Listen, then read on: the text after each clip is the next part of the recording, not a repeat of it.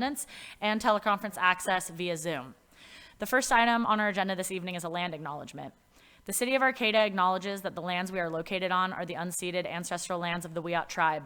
The land that Arcata rests on is known in the Wiyot language as Gudini, meaning over in the woods or among the redwoods. Past action by local, state, and federal government removed the Wiyot and other indigenous people from the land and threatened to destroy their cultural practices. The City of Arcata acknowledges the Wiyot community, their elders, both past and present, as well as future generations.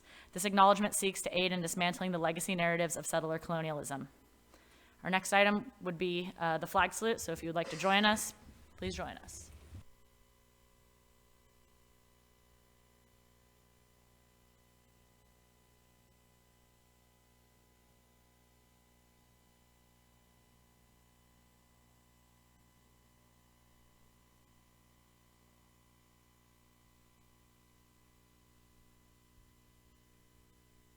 Will the city clerk please call the roll?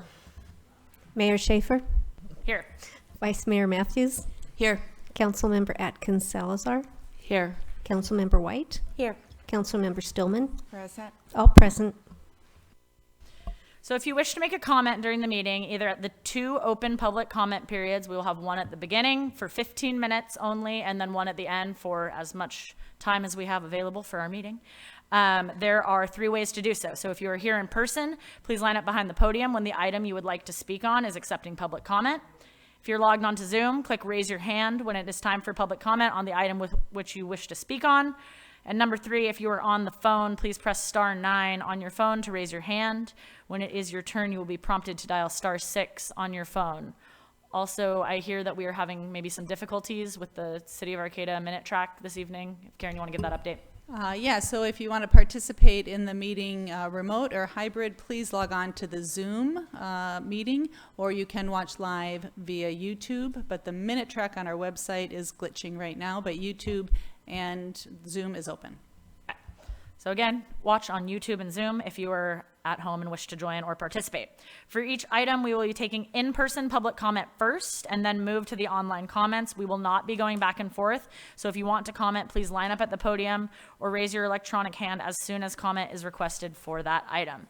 So our first item on our agenda this evening is going to be a report by our commission or committee. And tonight we have the report from the Historic Landmarks Committee, and Bill Rich, the chair of the committee, is here to give that report. Welcome, Bill.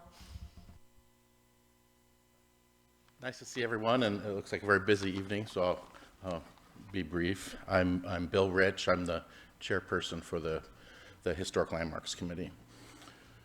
We've had a fun year with our committee. As maybe some of you have heard, we feel that our goal here is to help the council and staff with historic preservation matters. We've seen a few buildings come forward, HSU bookstore, the Open Door Clinic, one of the Open Door buildings, clinic buildings, the Jacoby Storehouse. And so we've had a good time discussing the historical value of those types of buildings, and some meet the threshold, some don't. We spent a lot of time this year talking about the new Gateway area.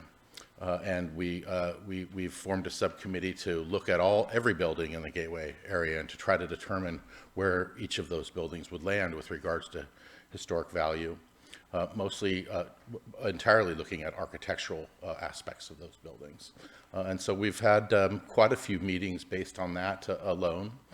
We've tried to work pretty closely with kind of the guidelines the city set up in the general plan with regards to how buildings are designated. So we've worked with your staff to continually try to streamline that process. We think we've made good headway on that, so we feel good with that. Every year we try to participate with Historic Preservation Month. That's May. Our goal really is to promote historic preservation in the city of Arcata, so that many of the Arcata residents who are here today, obviously, and ourselves, have feel the sense of past, and we have a vibrant history here in the city, and we really want to hold on to those aspects of that history that we think are worthy of holding on to. And so we like to promote history and that sort of thing. We have been, so that's kind of what we've basically been doing all year. Really, the Gateway took a lot of our meetings. We're happy to be meeting in person again, so I'm sure many of you are, and so we're now doing that. Our goals for this next year continue to be very similar as last year, looking to support you and the staff with projects that may come forward and decisions that are being made with regards to changes to existing built environment. Buildings that are more than 50 years old are those that we think carefully about when applicants come forward to make those changes. So we continue to assist in various aspects around that kind of thing. So we continue to work closely with local tribes and the individuals at the tribal offices that are hired to work with the city and the chair people for those tribes. And continue to try to do good work on behalf of that. Even though the acknowledgement was something that we helped finalize some of that language with the city, and I'm really proud of that. So I think some of those are the things that we're doing. We look forward to May again for Historic Preservation Month. We've been throwing around really fun ideas about how to have the public engage with the kinds of things that we do with historic preservation. You know, there's a few projects that are going on in the city where the owners are embracing the old aspects of their buildings and not just throwing out the windows, but trying to keep the old windows as an example. And so we want to showcase that during Historic Preservation Month, and those applicants and those owners that are willing, we're trying to work with them to get more acknowledgement for them and more visuals for them. So in a nutshell, that's basically what we've been doing. We have a great committee. We added one new member this year, Jeanette Cooper. She is a really an international person with international experience with architecture. She's also an educator at the university, and she joined our committee this year. So we're really pleased to have Jeanette. But as you know, we have Jill McDonald, who's a local realtor and an expert in historic preservation. She always sets us straight. We have Tim Keefe, who's a cultural resources specialist with Caltrans. He's a really smart individual and brings a lot to the table. We also have, as you probably know, Ron Perry, who's the new principal at Arcata High, longtime Arcata resident, I think lifelong Arcata resident, and an educator and just really into the city and the history so our committee is pretty strong and really composed of experts, and I encourage the council here to look to us for support, for questions you may have, and we'll do our best to answer that and to keep moving forward. So I guess that's about my report for the year, and thank you so much for allowing me to come and share that with you. Right on. Thank you, Bill. And thank you to the committee for their service. Is there any questions for Bill from the council? I was just going to ask, do you have any ideas of what you're going to do for Preservation Month? Well, like I said, showcase some of the good projects that are happening. Continue to use the QR codes so that it's interactive for a little bit of upfront work on our part, but then it can be done and used again and again and again. So we're going to work right on top of all the work that we've already been doing over the last few years with regards to QR codes and that information. We hope to work with the Historic Site Society. The walking tours was something that I really enjoyed, and I've kind of been pushing with the committee. So those are some of the similar ideas that we've been having over the last few years, but we're not going to let go of that. And perhaps for the farmers markets during the month of May, there can be something that we can do, out on the plaza to promote that. Well, thank you very much, Bill. If you have any ideas, Alex, I really appreciate you with your ability and all the knowledge that you have to be heading up this committee. It's been my pleasure. I took it on after Don Tuttle passed, and I really feel an obligation to the committee, and feel really honored to be working with the city and David and Dilo for staff. So Dilo's great, and so we hope you guys come with lots of questions to our committee and that we can help you in any decisions that come forward. Thank you, Alex. Okay, thank you, Bill. Thank you. All right. So our next item on the agenda is early oral communications. And so the city council values your comments, and this is a 15-minute time period to allow people to address the council on matters that are not on the agenda. Please know that pursuant to the Brown Act, council cannot discuss or take action on items not listed on the agenda, but at the end of all oral communications, the council may respond to statements, and supported requests that require council action will be set for a future agenda or referred to staff. Speakers will be limited to 2 minutes, and there will be an overall time of 15 minutes for this early oral communications. So we are using the card system. There should be some numbered cards out there. We'll take the first 4 people in person that have the cards, 1, 2, 3, and 4, and then we will check in with our online comments, and if there are not too many comments online, we can go back to in-person. But again, this time period will be 15 minutes for items not on the agenda. So if you got one of those cards, line up. We're doing it. Number 1. Okay.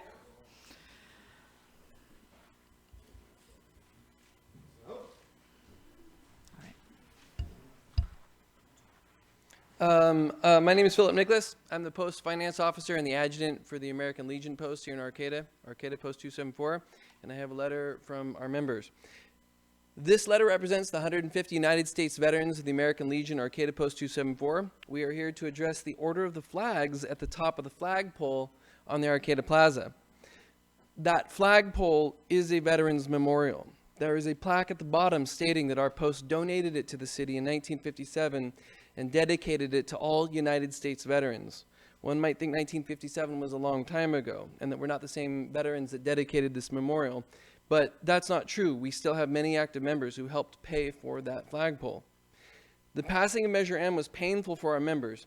Many were offended and downright angry. Their anger comes from a sense that they're being unappreciated, forgotten, and disrespected. We wouldn't be here, safe within our borders and having free elections, without our veteran sacrifices. Now, we respect the will of the people. We served for the will of the people. However, we believe that Arcata's voters were unaware this flagpole was a veterans memorial. Most city council members, including the previous mayor, were unaware that this was a veterans memorial. Measure M passed by a slim margin, and we doubt it would have passed if the flagpole status as a memorial had been common knowledge. We support the idea of the world flag. We display the world flag in our hall. If the city of Arcata wanted to construct another flagpole on the plaza to display the world flag at the top, we'd be happy to support that. But our members purposefully dedicated that flagpole to honor all United States veterans, and they believe it should continue to serve this purpose. So we, the members of the American Legion Post 274, respectfully ask the City Council to fly the United States flag at the top of the Veterans Memorial flagpole again. Thank you for this opportunity. Thank you. Thank you, Philip.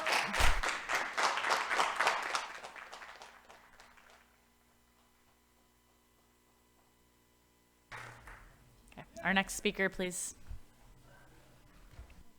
My name is Leslie Troxel.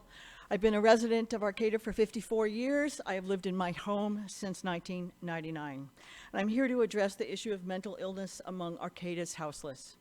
I've spoken to law enforcement, my neighbors, church representatives, Arcata community ambassadors, representatives from DHHS, Mobile Intervention and Services Team known as MIST. My neighbors have spoken to the Arcata House Partnership, and every conversation has ended with talk to City Council.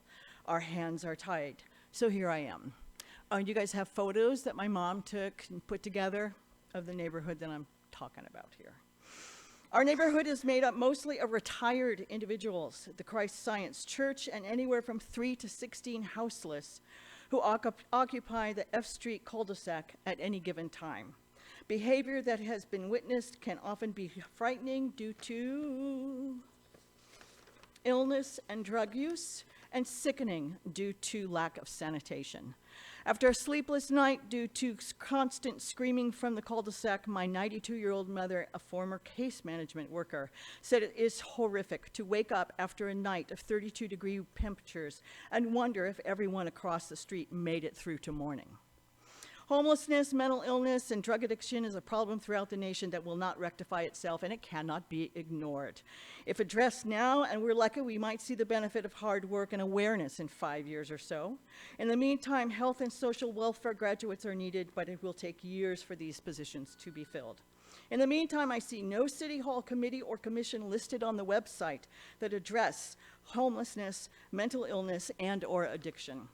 I have witnessed the frustration of law enforcement when, due to a nationwide shortage of properly trained law enforcement personnel, positions are streamlined and proper training has not been fulfilled. Both the mentally ill, homeless, and the housed residents of Arcata are a victim of a system that clearly does not work. Thank you, Leslie.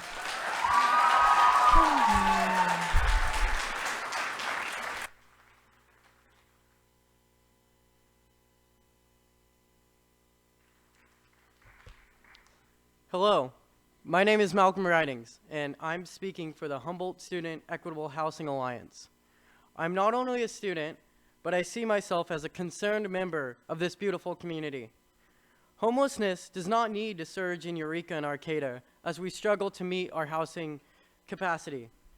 Housing is a human right, and we need to stand as a community to support projects that provide equitable board to all members of our community. We recognize that Cal Poly Humboldt has not done enough in the community, and that is why we invite you, the community, to work with us, the students, to make Arcata livable. Thank you, citizens and council, for your time. Thank you. Okay. Whoever has card number 4 should be the next person in line. Okay. Hi, I'm short. I'm moving this down. Hi, my name is Annabelle Krushmene, and I am a student at Cal Poly Humboldt and a person who lives in this town.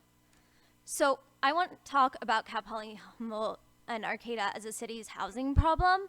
I was literally just out in the quad about 15 minutes ago talking to a group of people who are unhoused, and they had a lot of really interesting things to say. In this group that consisted of like 4 people, I would say half, if not greater, were disabled or people of color. One of these people had been unhoused in Arcata for 30 years or more. And they were talking about their life living here. And, well, even if they could afford to live here in housing, a lot of the time housing isn't safe for them. It's not ADA accessible. Landlords don't want to rent to people of color. One of the people I was talking to was talking about how he would live right outside there, and he said that he lived in his van outside, and then he said that he was lucky that he had a van, because many don't.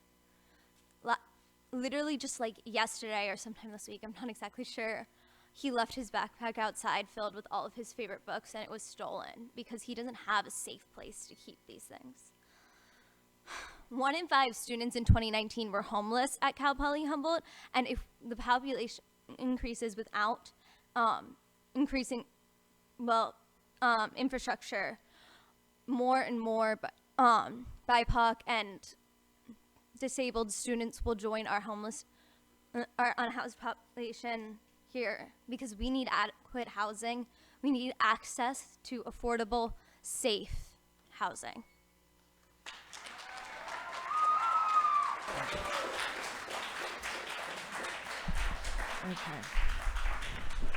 Okay, so we took our first 4. We're going to check with online and see folks that we got there, and then hopefully we'll be able to come back to you guys if we don't have too many people on there. I don't see any online early oral communications. Okay, come on down. Who's next in line? So we can take 4 more speakers. I got my 15-minute timer running here. Come on up then. Yeah, you're next in line then. Yes, we might jumped the cards, but go ahead. Name is Kim Vandenplas, resident of Arcata since 1977. I'm speaking here on the passage of Measure M. A few remarks here from Dave Meserve after it passed was that he was proud of the residents of Arcata to understand his message, and also no disrespect intended. You have to be a moron if you think this is not disrespectful to our state and nation. Who doesn't want a clean earth? This is not the way to deal with that subject. I'm a naturalized citizen of the United States and also an Australian citizen. I was born out of a result of America's conflict in World War II in Australia. Our flag was born out of conflict from the beginning of our nation. The quote, I quote, "Earth flag has nothing to do with our Constitution and Republic. I do not honor Earth as I do our nation's flag. The freedoms we all have here are not because of other nations. Our freedom has been obtained by the blood of its citizens. I value my Australian citizenship, but I do not honor that citizenship like I do my American. No country on earth has the freedom we do. No other country. Because of that, no other flag should be flown above it. Thank you. It's really jarring. Okay. Next speaker, please.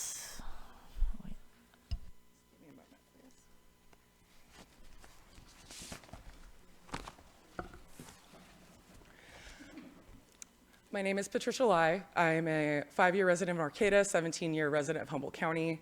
I'm just calling the city of Arcata to please do what is right and in a timely manner.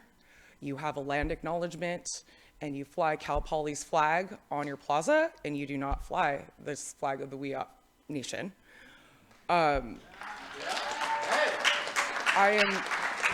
I would like to bring to your attention, after multiple attempts since November of 2022, to this situation at the I Street entrance of the marsh. This was a homeless encampment that I did street outreach at from Cooperation Humboldt. The encampment was eradicated by Arcata PD circa August, September of 2022. They eradicated the people. They did not remediate the trash. It did not look like this in September. I worked with Carolyn at the NEC to notify people to my best ability of this by law, by state water quality law. This is next to Jolly Giant Creek. This is next to sensitive wetland habitat. I understand resources, whatever. This needed to have been cleaned up by October 1st of 2022. You're in active violation of environmental law. I'm not going to speak to the human rights violations that may or may not have occurred, but I, on behalf of many, need you to step up and do what is right. And the excuses of there's not enough resources, there's not enough whatever, that is not true. I know as a fact, we can do with 10% of your budget, 90% better results. So please, please, you have heavy equipment out there. You put a silt fence up on the same property in January. You have resources, and yet you did not pick up the trash that is right next to it. Please do what is right. Thank you. A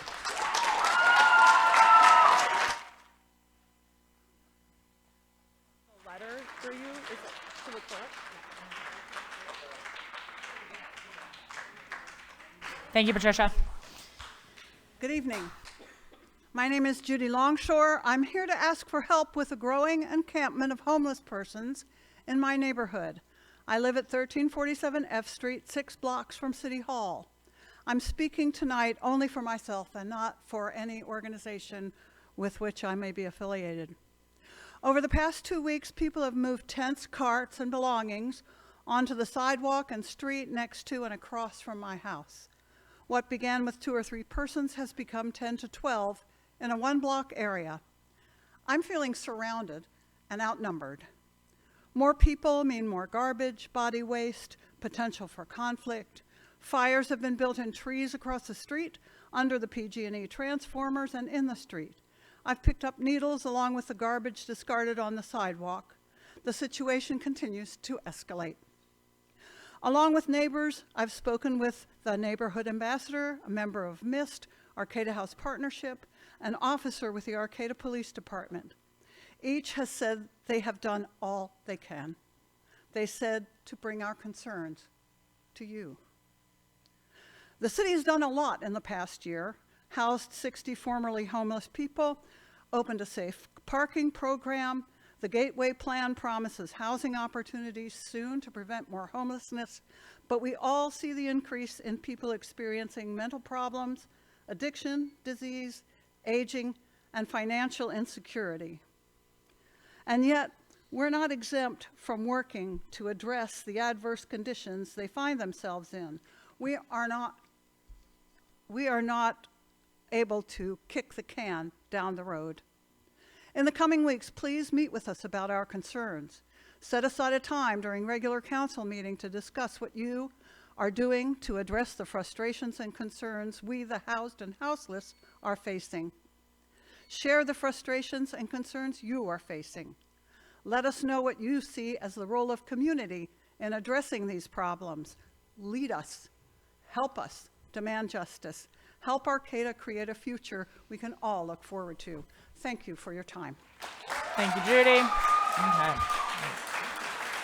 Okay.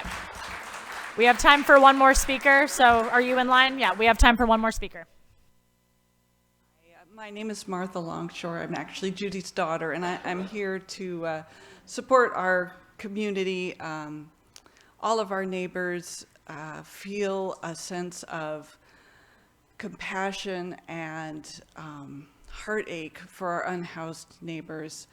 And we have unhoused neighbors who they don't want much from us. They don't want a lot of help. They just want a safe place to sleep.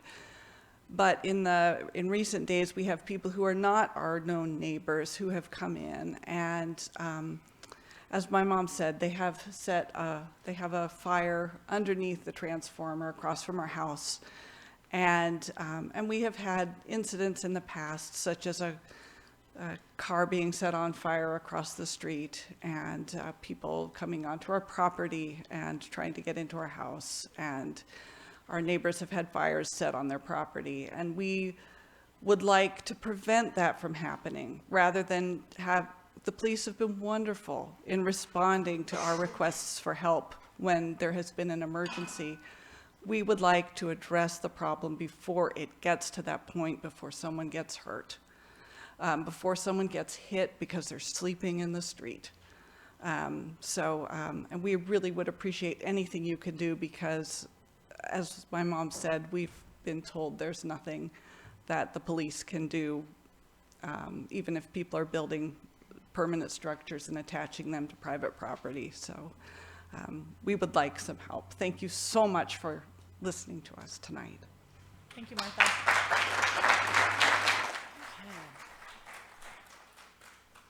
Okay, that brings us to the end of early oral communications. The next item on our agenda is the consent calendar. Oh, yeah, sorry. I was going to let Stacy respond to one thing here. Sorry, Councilmember Atkins Salazar. It's okay. Thank you. I just wanted to thank the veterans that are here this evening and just give a little bit of kind of my process in all of this and a little background in case you were unaware of how it all kind of transpired. But I was mayor when Mr. Meserve came to me and asked if I would bring it to council so that the 5 of us that were serving at that time could vote on it and possibly put it into action. So I responded no to that.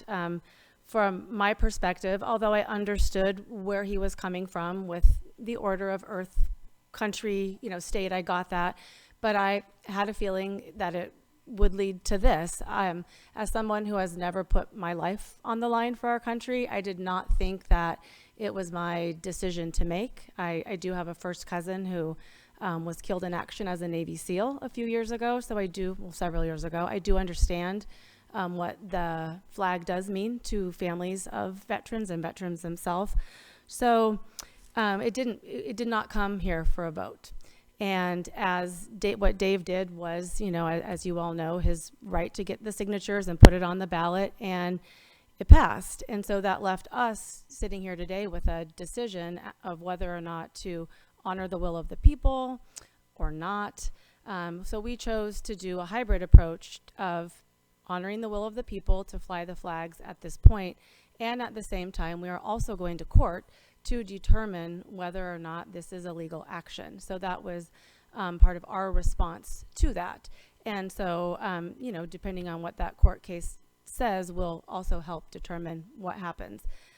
So I just kind of wanted to give that history and background so that you would understand where I was coming from, and I do support what you're saying. So thank you. Thank you, Stacy. And quickly, I know that you had something you wanted to add as well, and then we'll move on. Thank you. I just think it's really important that we not have a one-way funnel, and we had a lot of speakers like Leslie, Malcolm, Patricia, Judith, and Martha, and so many more concerned about the unhoused situation. I'm an advocate for the unhoused, but I'm also an advocate for my community. I live in Valley West, and obviously it's not just affecting Valley West, it's everywhere. And I don't think that they're mutually exclusive. I think that we can address both with dignity and respect. And I think it's time now that we do some long-term solutions to help the unhoused. Everybody does deserve a home, and also the community deserves to live in an environment where they feel safe as well. And I'm really hoping that our council here can come up with some things so that before somebody gets hurt. Thank you. Thank you, Kimberly. All right. That takes us to item 8 on the agenda, and if anybody wants to fill in chairs if they're feeling like it, there is now some more room up front. This takes us to the consent calendar. All matters on the consent calendar are considered to be routine by the City Council and are enacted in one motion. There is no separate discussion of these items. If discussion is required, that item will be removed from the consent calendar and considered separately. At the end of the reading of the consent calendar, council members or members of the public can request that an item be removed for separate discussion. So item A, to approve the minutes of the City Council meeting of February 1st, 2023. Item B, bi-weekly report on disbursements. Item C, declare a continuation of the local emergency related to the coronavirus pandemic through March 3rd, 2023. Adopt resolution number 223-35, a resolution of the City Council of the City of Arcata establishing a fee schedule for administrative fee citation procedures for Municipal Code Title 7, Chapter 3, Water. Item E is to adopt resolution number 223-23, approving an application for specified grant funds for the Arcata Ballpark and Carlson Park improvements and authorize the city manager to execute all applicable documents. Item F is to adopt resolution number 223-36, authorizing investment of monies in the local agency investment fund. Item G is to adopt resolution number 223-33, a resolution of the governing body of the City of Arcata authorizing a joint application to and participation in the Home Key program, amending resolution number 212-51, and authorize amendments to the standard agreement. Item H is to adopt resolution number 223-39, a resolution of the governing body of the City of Arcata authorizing joint application to and participation in the Home Key program, amending resolution number 212-40, and authorize amendments to the standard agreement. And item I, number 1, to approve the agreement for employment for the city manager, and 2, adopt resolution number 223-38, a resolution of the City Council of the City of Arcata amending the class and pay resolution for management, mid-management, confidential, and appointed employees. So are there any members of the council that would like to remove an item from consent? And I would like to remove item H. I'd like to remove item E, G, and H.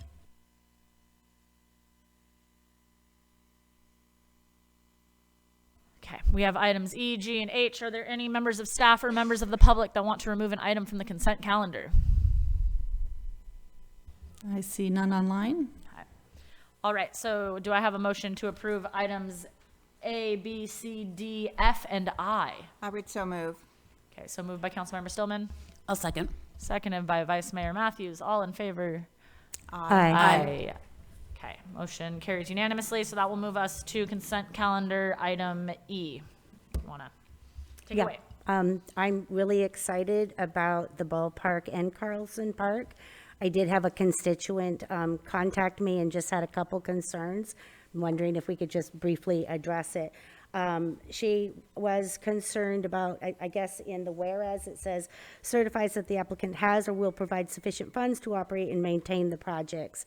And her concern was that the ballpark would be maintained, that perhaps Carlson Park might not. And so she just wanted to know what the plans were to do ongoing maintenance and upkeep so that we keep it wonderful and beautiful once it's done. Sure. Well, good evening, Mayor, Vice Mayor, and council members. I'm Emily Sinkhorn, Environmental Services Director, and Environmental Services Department worked with the City Manager's Office and Senator McGuire to put in this application. The city very specifically really worked with Senator McGuire to include grant funding for Carlson Park, with really, recognizing that there's a lot of a lack of thorough recreation opportunities in Valley West. So we were really glad to work with him for $1 million for each location. And so the city does have now 3 grant funding sources for construction of improvements at Carlson Park that we are really in the design phase now for construction in this summer. And so as part of our thinking process for developing that grant is also ensuring that we are able to maintain all of our parks and spaces as soon as we build new facilities and our existing facilities. So we're factoring that into our budgeting process. And so that's what we're always thinking about.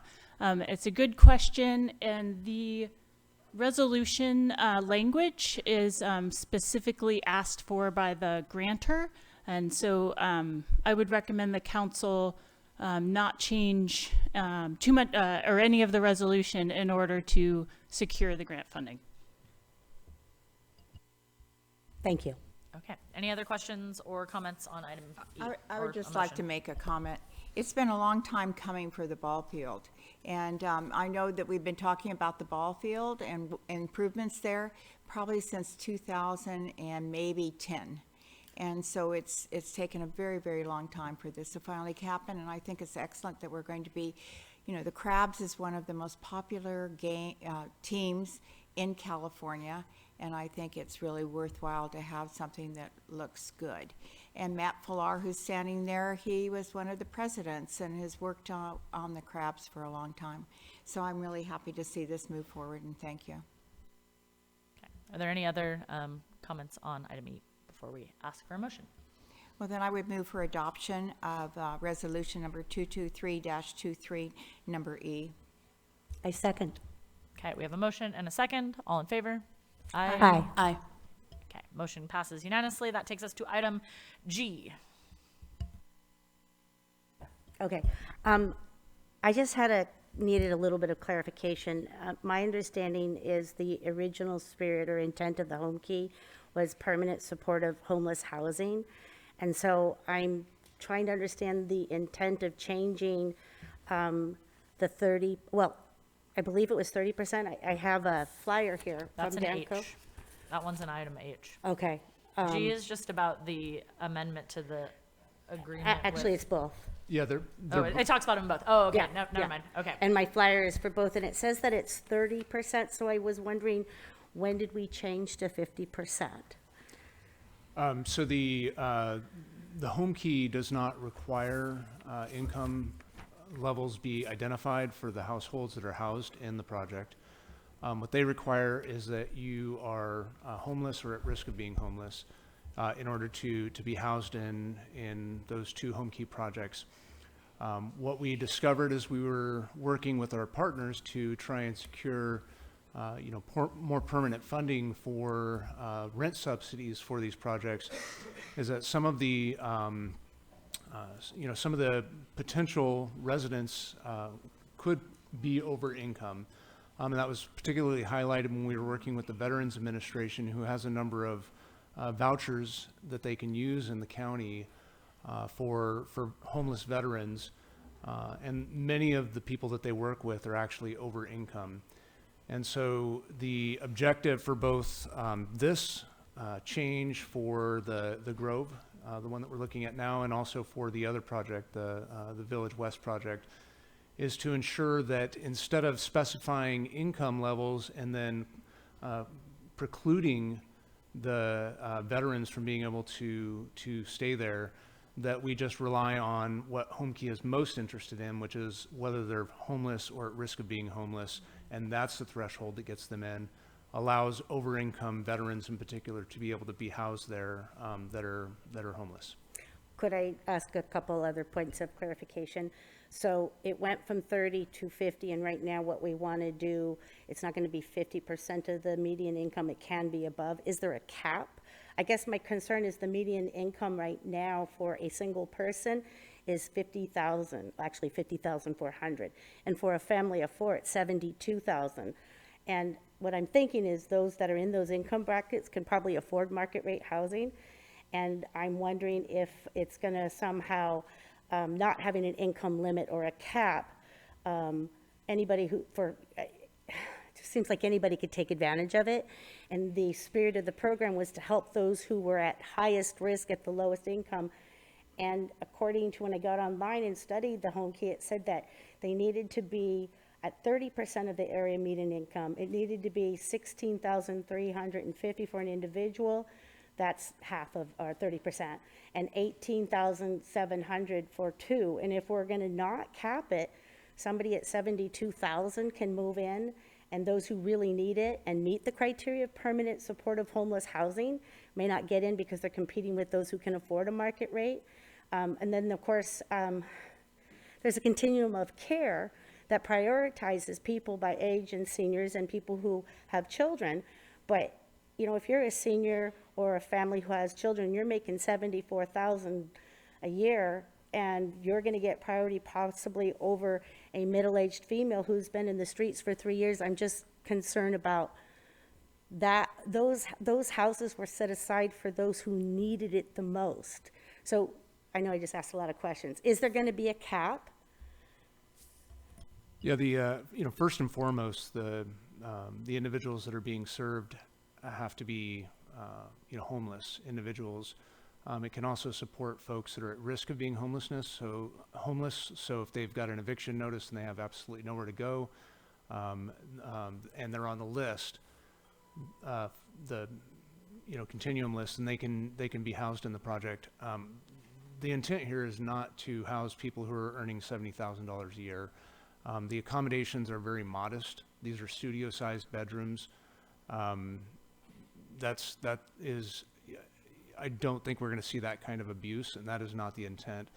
The majority of these units are targeted towards people who are chronically homeless, and really the issue that we're trying to address is the fact that some veterans earn more than 30%. Some veterans earn up to around 50 or 60% area median income, and they would have to, even though they're chronically homeless and meet all the other criteria, they would be told, I'm sorry, you can't live here. And so that's the problem we're trying to address here. So could we put a cap, say, at 70 or 80? I mean, otherwise we're going to include people who are at 200%. And if they become homeless and just don't feel like paying market rate or looking for housing, Yep. they could get in because they meet the criteria because they have a child or whatever. And it concerns me that, somebody else that really, like a veteran, might not be prioritized for whatever reason because of, the income. And then I guess another question is, how will this affect our RENA numbers? So in part, the way that the continuum list is structured, they're structured based on need. And so someone earning 200% area median income is not going to meet the need thresholds and will not be allowed in. But to address your other question, I'm sorry, I missed it in your earlier question, is there a cap? We do intend to put an 80% area median income cap in the regulatory agreement. And we believe that the majority of these residents are going to earn vastly less than that. We're just trying to create the flexibility in the program to capture these veterans. That's the sole intent behind it. That makes perfect sense to me. Thank you for the clarification, because it doesn't say that we're capping it at 80%, which would be, a single person could make 30,000. So that seems more reasonable. Are we going to put 80% in there, or are we going to vote as is?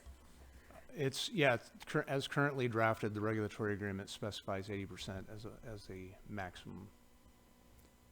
So you could feel free to add that in your motion if you would like to. Okay. Yeah, again, as Emily had pointed out with the grant that they're going for, these resolutions are very formulaic. The state will not allow amendments to the resolution, but certainly in the motion to approve the resolution, you could add that additional detail if you'd like, just to ensure that it's captured in the record. My understanding is we do have till March 12th, I think. Could we just redo the motion so that it actually represents and says 80% of the median income? The resolution cannot be modified. I guess I'm still confused because it says that The there's state says that you have to write it a specific way, and so we're just following that formula from the But- state. But when you get on by the state says it has to be at 30%, so it is being rewritten.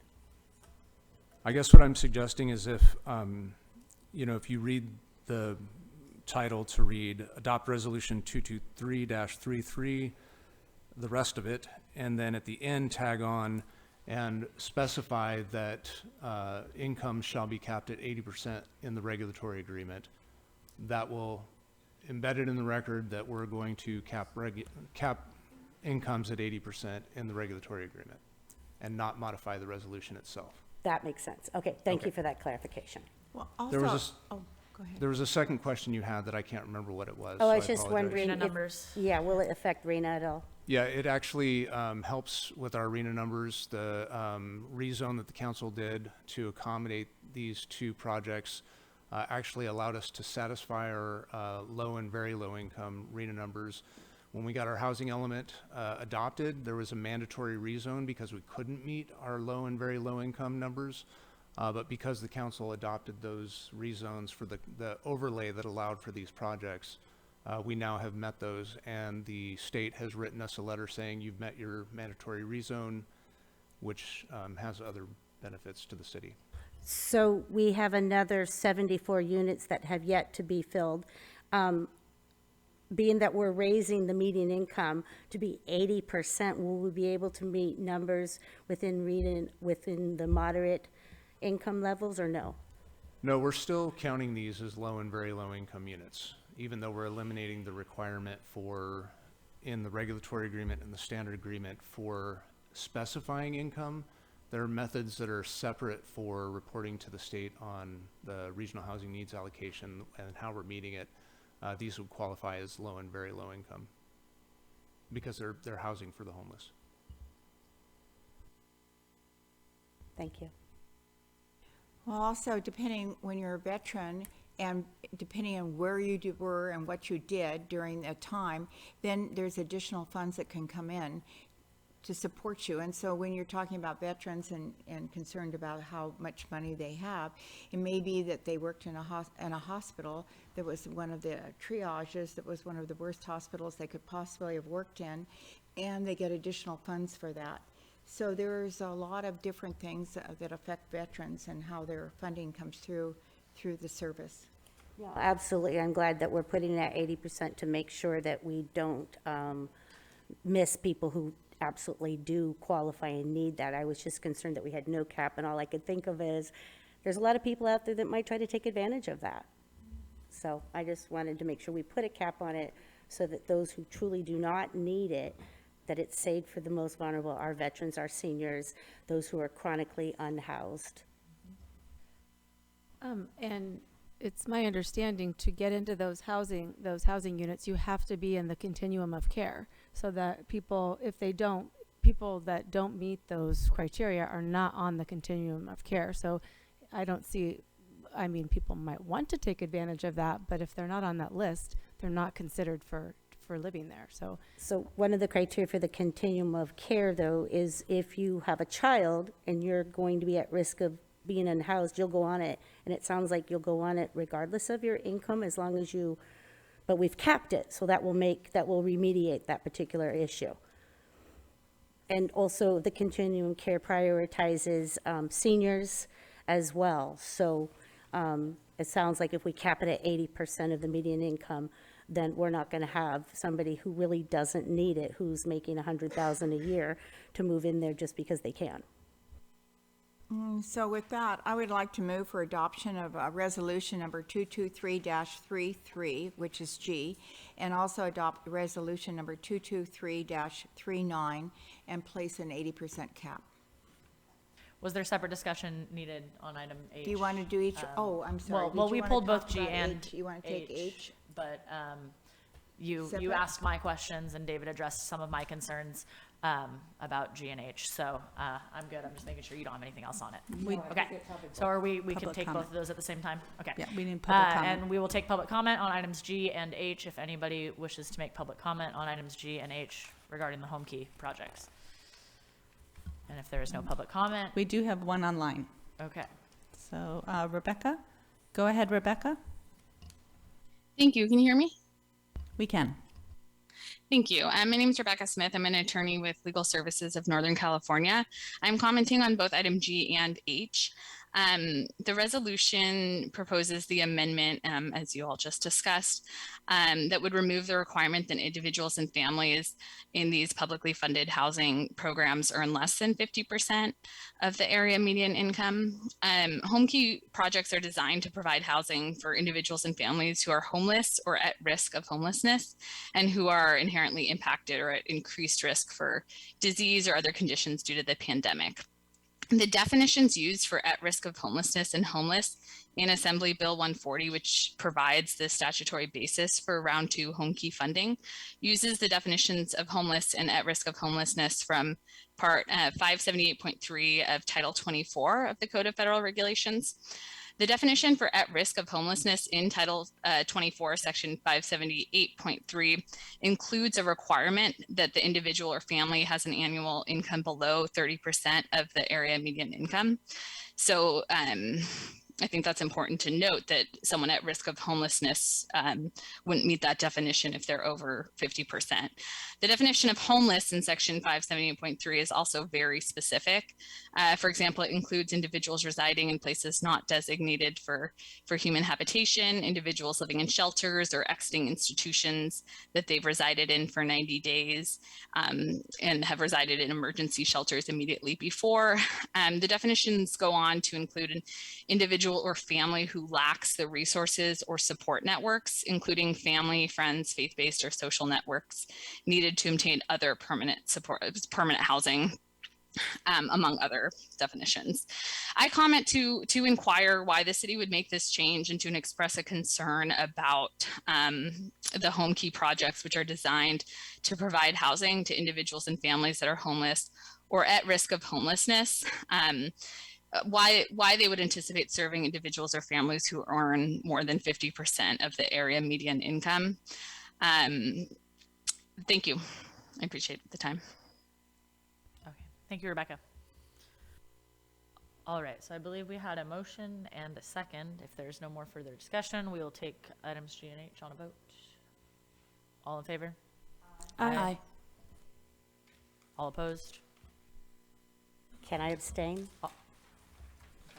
And one abstention.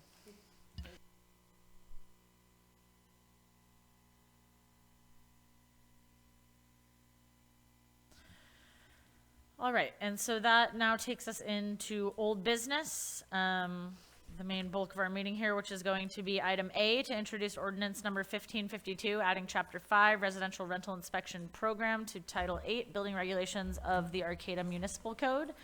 We will have a staff report from our building department, and then I know a lot of people are here to make public comment on that item, so I would hope that we will open it up to public comment after we kind of get the rundown from our staff here.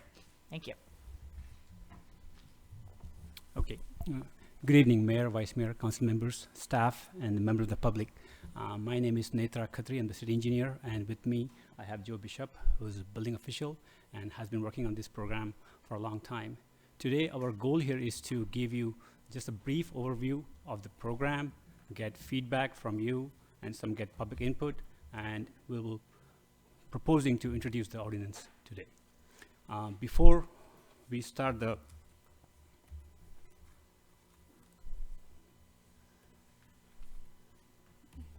overview of the program, I just want to give you a brief background how we got here. A form of a residential inspection program has been city's goal for a long time. With that goal in mind, a few years ago, our department did a lot of research and looked at the rental inspection programs in California and throughout the US, and we picked the best programs who were successful. Based on that, we prepared our program and we introduced that in 2021. We came to the council We got a lot of feedback at that meeting, and we were directed by the council to form a working group and get additional feedback and bring the better version of program for approval. So we did that. Right after that, we formed a working group which consisted of 9 members from the city, which consisted the property owners, tenants, and the residents, and some few staff from the Cal Poly Humboldt. The program was great, and sorry, I'm missing that. Sorry, I missed my notes. So that we had like at least, I would say, 5 meetings with the working group and 1 public meeting. And there was a lot of good feedback from that. The major change or major feedback we received was Arcata Fire Department is also doing inspections in those properties. Why those are included? So we eliminated the properties that were inspected by the fire department in this program. And there were also some other changes. So with those changes, we brought back the item for introduction in August of 2022. At that meeting, again, we received a few comments at the meeting, and today we have addressed those comments, and the program is in a better version of what it was a few years ago. And this is a good starting point, and we are asking council to maybe move forward with this program, and there will be chance to make some changes as we move forward on the program. So with that, I'll let maybe Joe to go over the program. Hello, and thank you for having us. As Nature said, this program's gone through a lot of changes, and we do believe that the program is better for it. Thank you to the working group. Thank you to the public who've commented. Thanks, everybody, for being here. Happy to see a lot of people involved. This is wonderful. And again, thank you for your comments from the last meeting. We did include the responses to those comments in the packet. We've got a PowerPoint. I'm not going to read it because I really want to just get straight to your questions and questions from the community. But basically, program history, background. Program goals is to improve housing.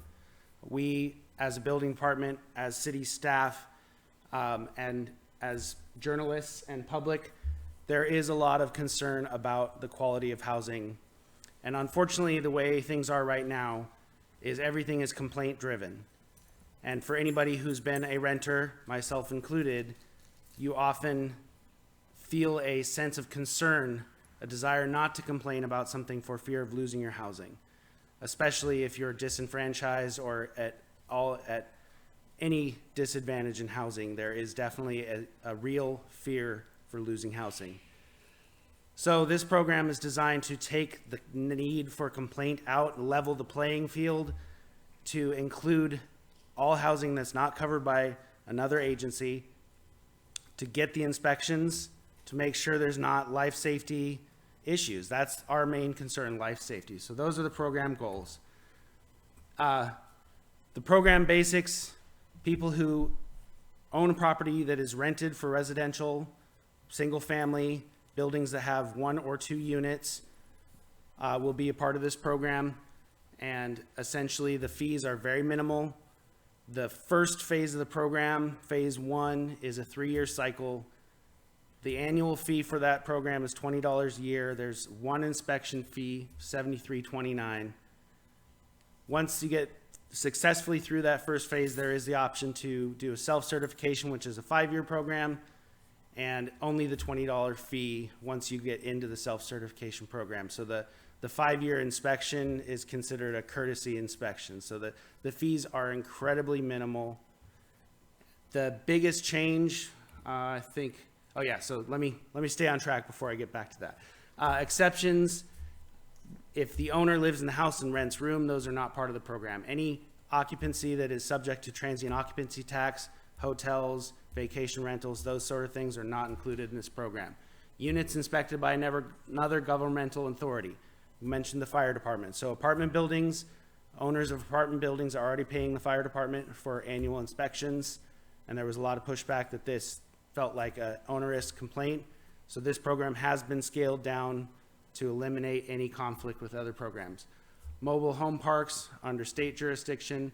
Newly constructed residential dwelling units have a 5-year period. Essentially, they're kind of, I wouldn't say automatically, but essentially they're kind of fast-tracked into the self-certification avenue.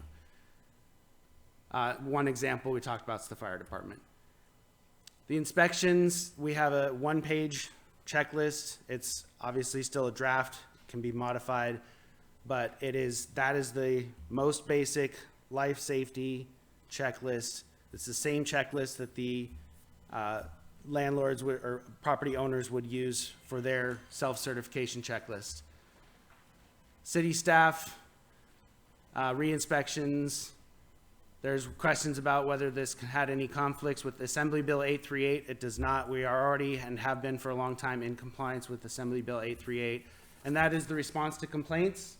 If people have complaints, we want to hear about it. I want to hear about it. I have a stack of cards. I'm not kidding. Call me. And I want to help. It's not about putting anybody at risk or singling anybody, targeting anybody. I do want to help. Thank you for being here. I really appreciate it.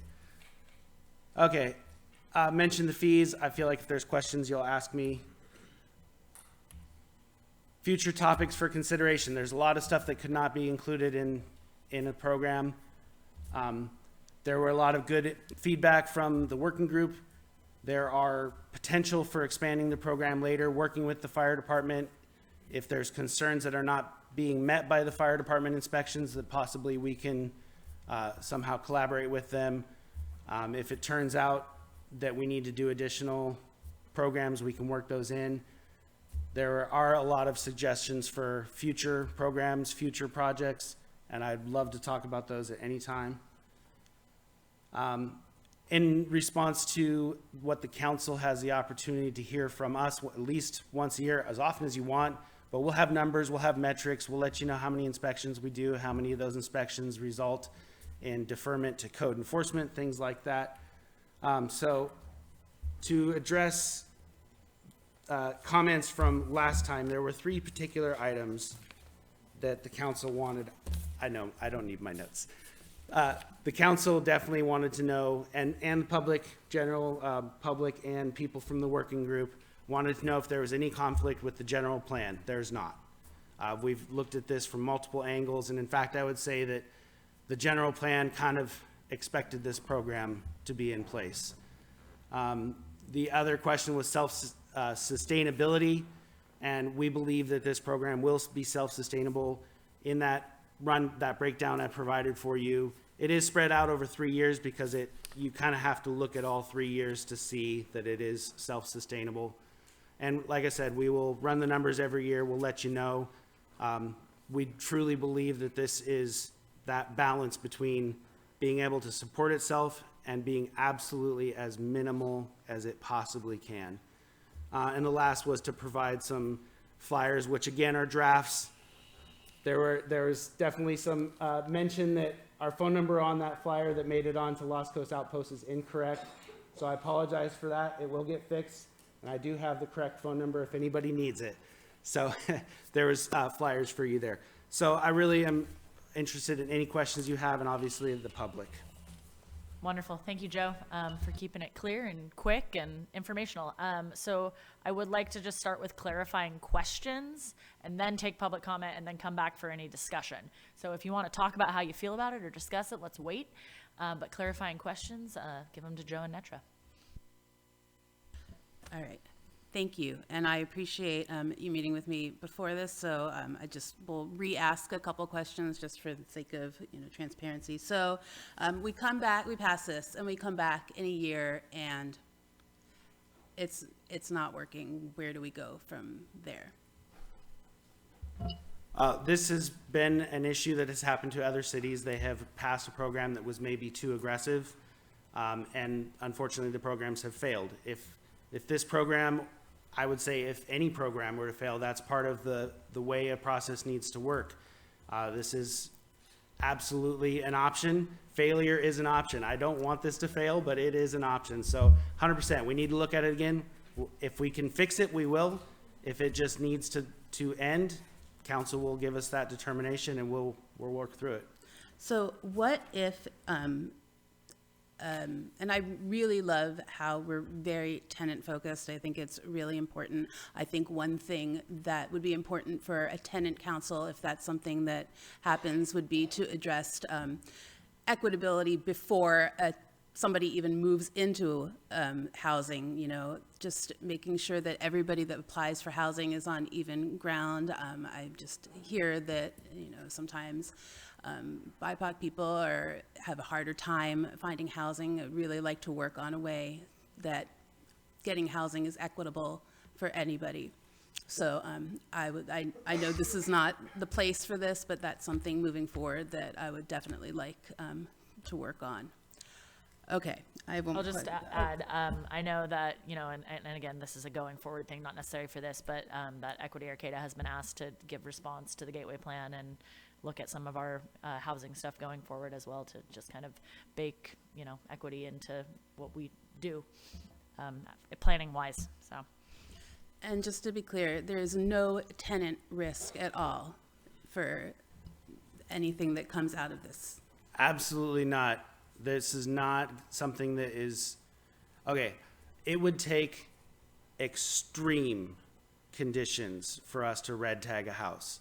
I'm talking like the house is going to fall over for us to be in a position to red tag a building. I know that's a fear because buildings have gotten red tagged for typically because a tree fell on it or earthquake put it off its foundation.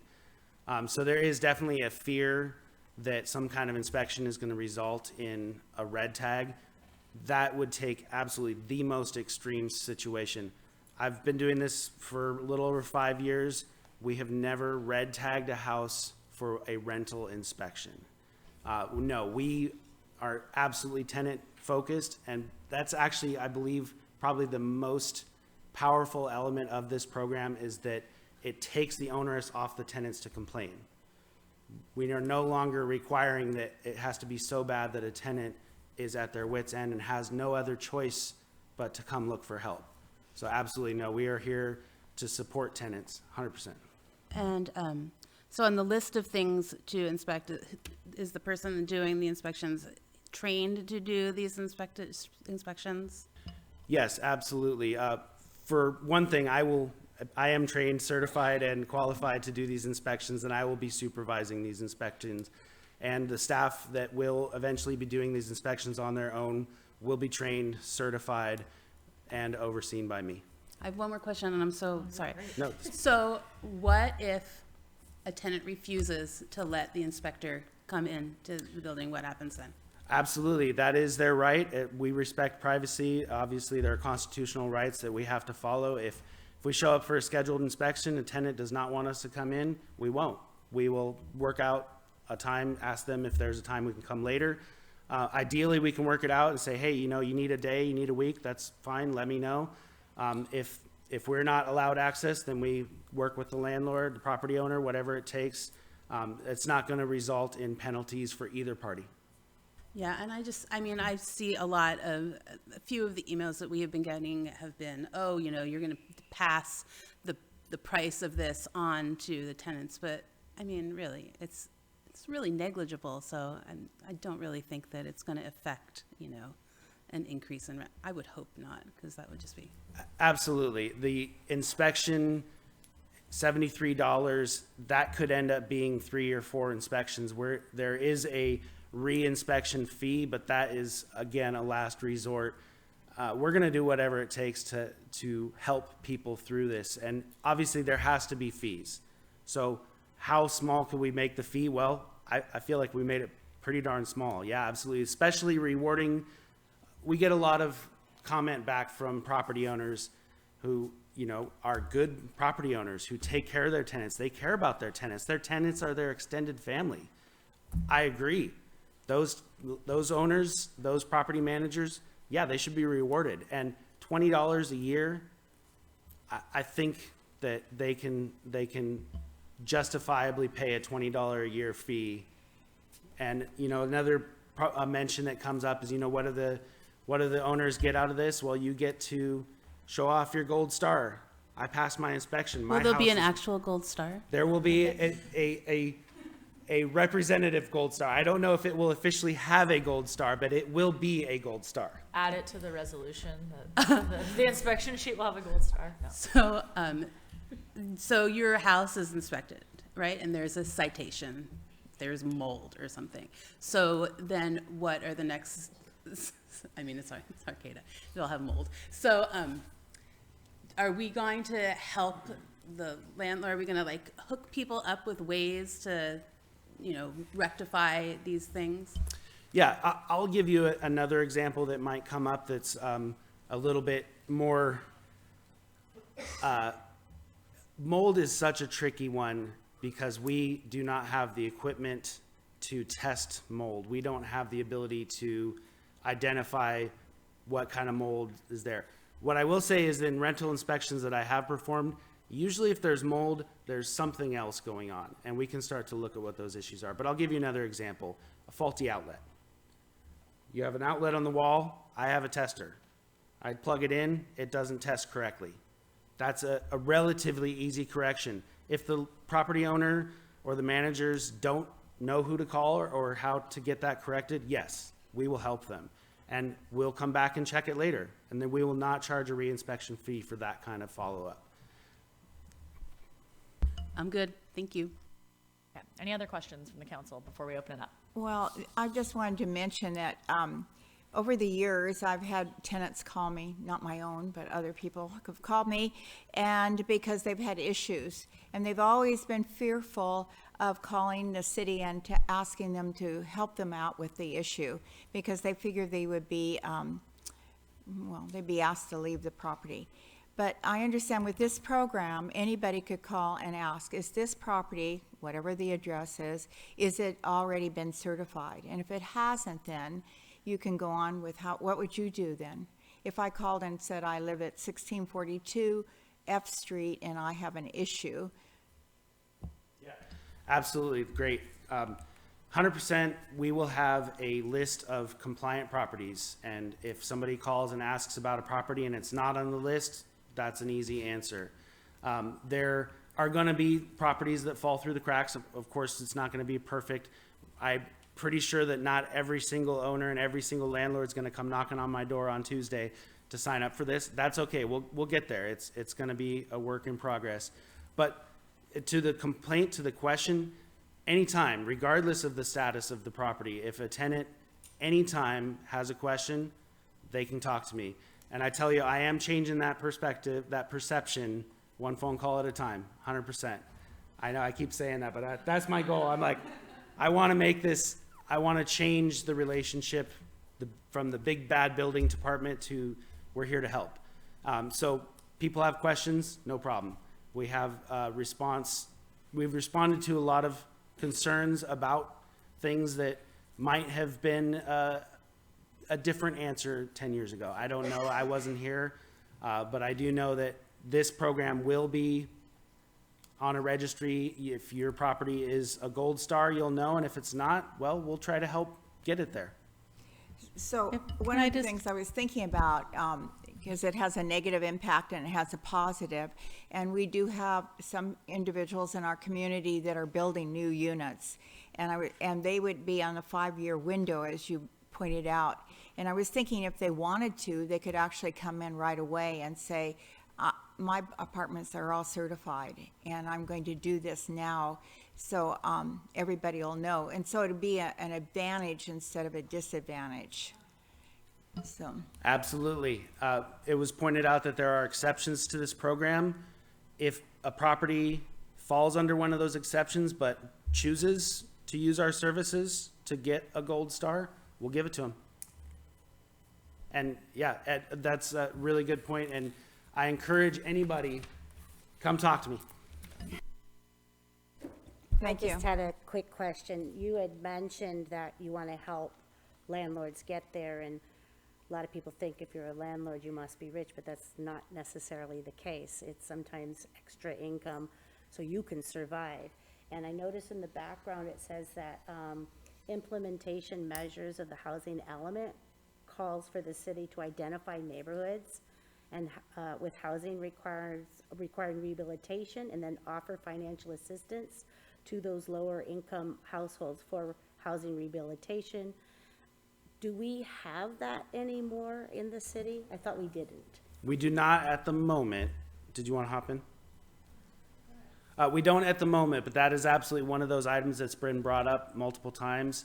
And that is something that I would consider potentially supplemental to this program. If there is a will and a source of funding, this program could work very well with something like that. So then on that lines, what kind of help can we offer now?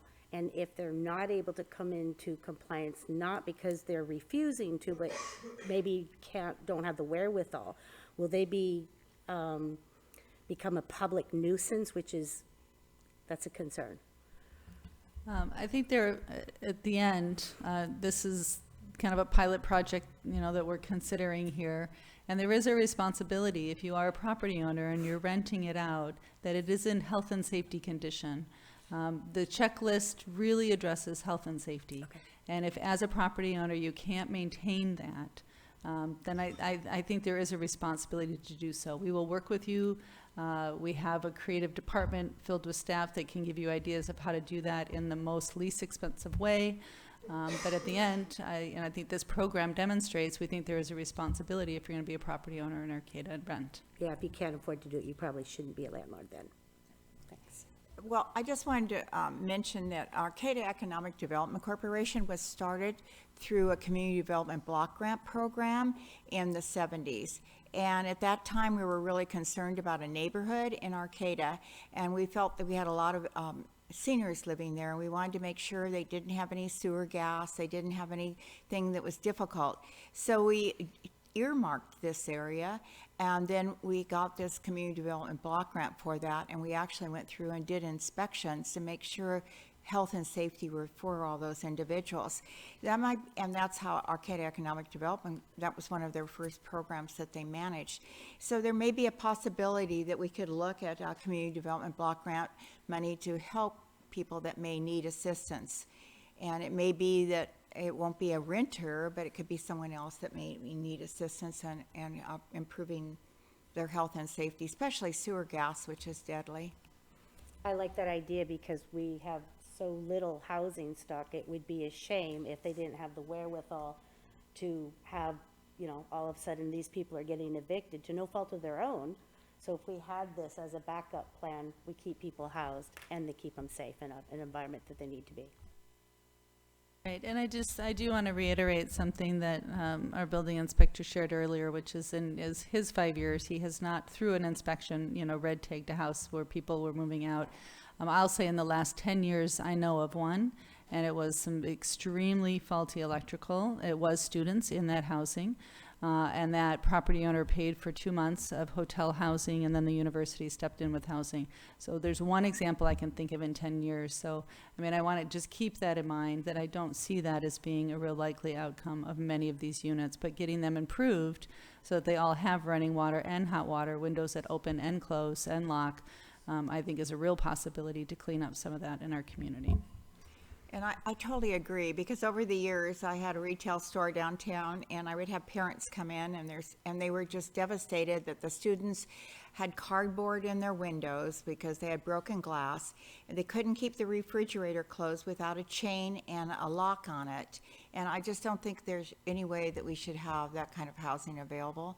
And landlords are making money off of their units, and they should be taking care of them and keeping them up to a standard. All right. Let's open it up for public comment. So please make your way to the podium, line up. You will have 3 minutes on specific agenda items. So you have 3 minutes to share your thoughts on the rental inspection program. And so please make your way to the podium. And also, if you're on Zoom, you might as well raise that hand right now, because you'll have plenty of time though. Okay. We'll start with our first speaker. Hello. Good evening, everyone. My name is Devin Shannon Aguirre, and I'd like to start off by thanking Joe and everyone that's worked on this project up to this point. As a student at Cal Poly Humboldt and a citizen of this city, I've been here for 1.5 years, and my roof has been leaking that entire time. This ordinance is very important to me personally because it takes the responsibility out of my hands and every other renter to enforce the rights that we do have. We do have rights. The state has given us rights, but not given us the tools to enforce them. This is the first tool that I have seen that is valuable and feasible. I encourage the council to enforce it or enact it. As far as the concern for passing the cost of this onto students, I believe, or onto renters, I believe that it's already being passed on in the form of lost wages from not being able to work due to poor health, higher medical bills. It's putting a strain on our medical system that is already strained already. This ordinance would significantly benefit our lives and allow us to participate better in this community. So please pass it. Thank you. Thank you. I feel the passion, and I know we're all excited, but can we please hold off on applause on public comment items, and it will make us move quickly too. Okay, thank you. Our next person. Are questions allowed for this public, what's it?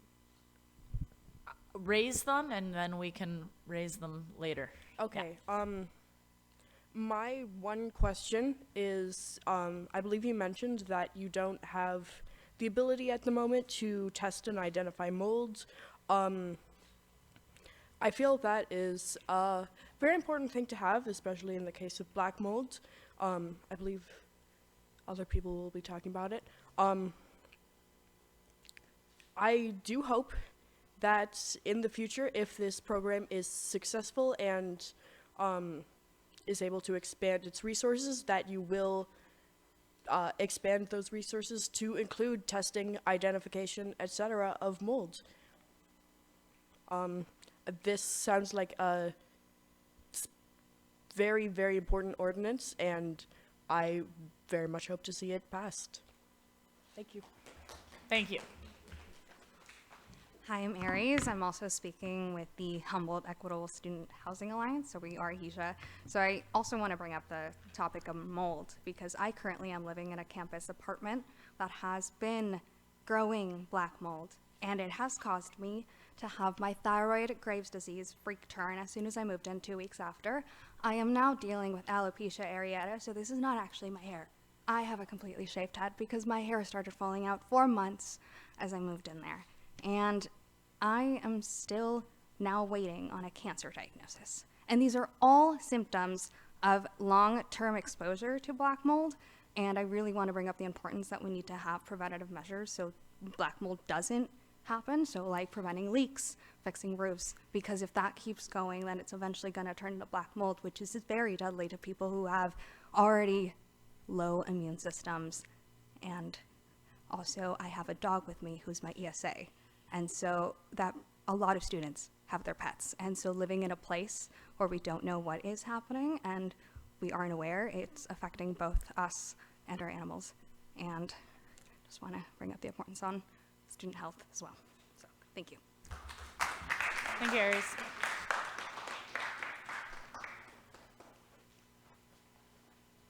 Hi, I'm a bit tall, if you can all hear me. I'm also with HESA, with Cal Poly. I'm a Cal Poly student. This is affecting us all. I'm one of the many that will soon be turned out to be a renter in this community, especially because of our housing crisis on campus. And as a person in the marginalized communities, multiple of them, I'm a black woman and I'm currently disabled. And it's gonna hit us the hardest. It's gonna affect black and brown folk most and disabled people. I won't be able to have just any rental. I can't go upstairs for months. I am recovering from breaking everything in my ankle. And it's something that took me out of school. And to get here and not have housing, it's going to be hard. And now to become a renter at such a young age, it's even scarier. So it's really important that you guys have our backs on this, because it's all of us. It's returning students. It's even faculty. It's everyone here in this room. That's why we're here. So we appreciate you hearing us on this. Thank you. Thank you. Hi, my name's Dave Hockman. I was a member of this working group for 5 months. I've been a member of 3 other working groups, 2 standing committees, and a couple of task force. I have to say this is probably the most disappointing experience I've ever had serving for the city of Arcata. You have some experience with this because at the last meeting, we had 2 representations that came from Mr. Bishop. One was that we were going to take out the part that says that the fees are going to be assessed from the time that they started renting the city of Arcata. It was supposed to continue only from the time that the ordinance was passed. It's right back in the ordinance. The other thing was that I had to clarify was that renters in multi-story buildings or over 3 units aren't going to be charged for this. They're not getting inspected. They're not getting any service. The price, what will be passed back to the tenants, is not in the inspection fees, it's in the repair fees. So these people are going to go out. There's nothing to stop a landlord from jacking up the rent. There is no mechanism here. The mechanism for protections of the tenants are provided by State Bill 838 that you are obligated to fulfill. Those are the protections. This council has no protections for the tenants. They're all provided by the state. The other thing that we were supposed to get rid of was that they weren't going to be charged by this.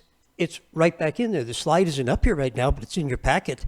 They're getting charged over 3 units for registration fees. The only point for the registration fee is to find and fine.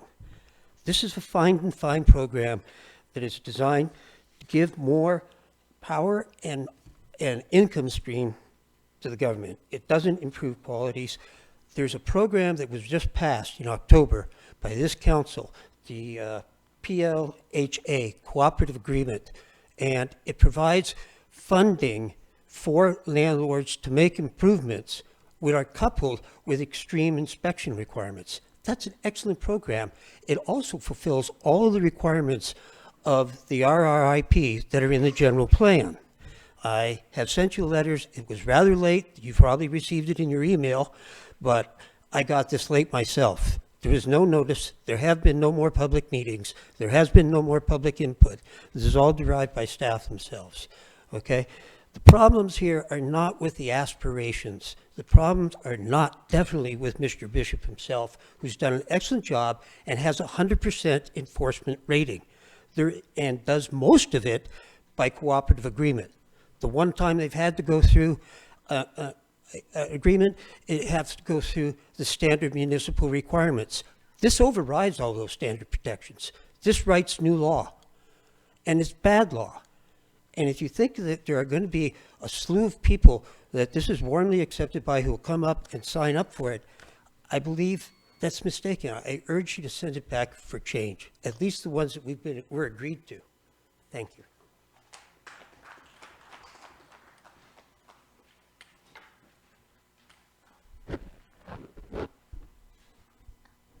Hi, I am also a part of the Cal Poly Humboldt Housing Alliance, and I am very in favor of this ordinance. I am on the Housing Alliance's social media team, and we have gotten a lot of students and alumni who have talked about really unfavorable conditions in housing on campus and also off campus. We've dealt with issues of mold, of which we are really hoping that you will consider gaining the tools that are needed to test for it. We had someone who had talked to us about having such extreme molding issues that plumbing wasn't working. They had mold on their showers, students that were having mold in their rooms that was causing them health issues. And this is affecting us a lot. So we need these things to be looked at more. Last night, my friend posted on his story a picture of his bathroom, of which had actually flooded a good amount because the pipes weren't working. And I am very in favor of this. Thank you. Thank you.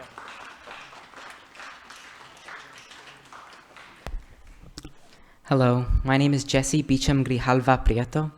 I am in favor of this ordinance, but I did have a couple of clarifying questions and kind of comments I wanted to arise for future development.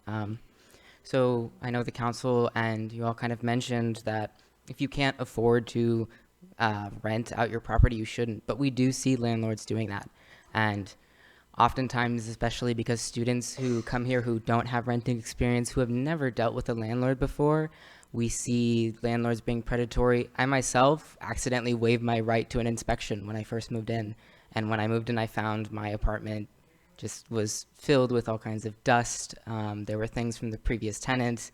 The room itself hadn't even been cleaned out completely. And so I wanted to just kind of ask, excuse me. And on top of that, I was a little concerned with the fees too, just because, as mentioned, there's nothing to stop landlords from charging students that, and if not in the rent, perhaps in application fees, because it's a one-time thing and you can kind of write it off to say, oh, it's, you know, it's a part of your safety.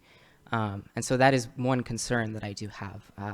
And I just wanted to clarify or get some clarification and ask what is going to be, I guess, what kind of protocols are going to be put in place to prevent predatory landlords from taking this type of action. Thank you for listening. Thank you.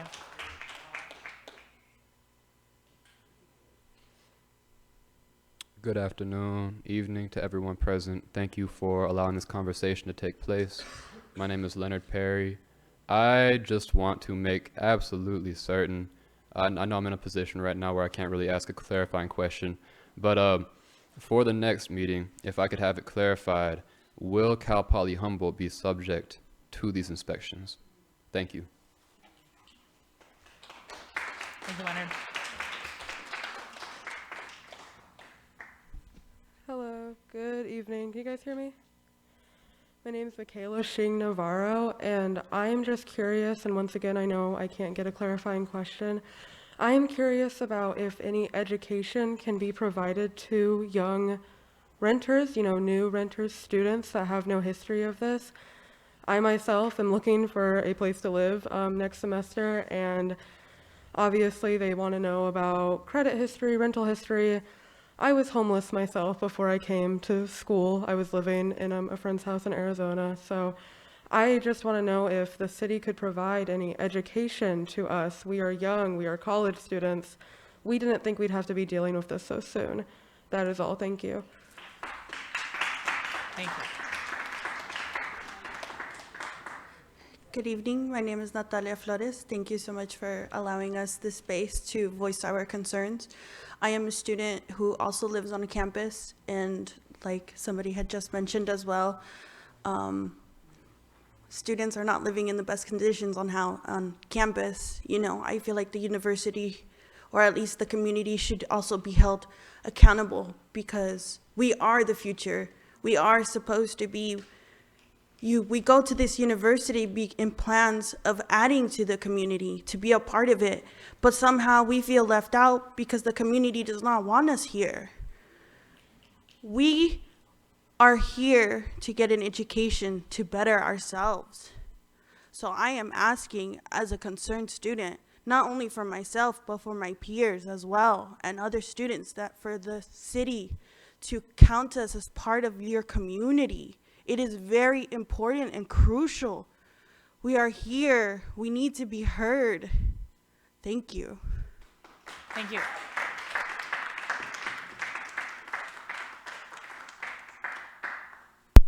Hello, everyone.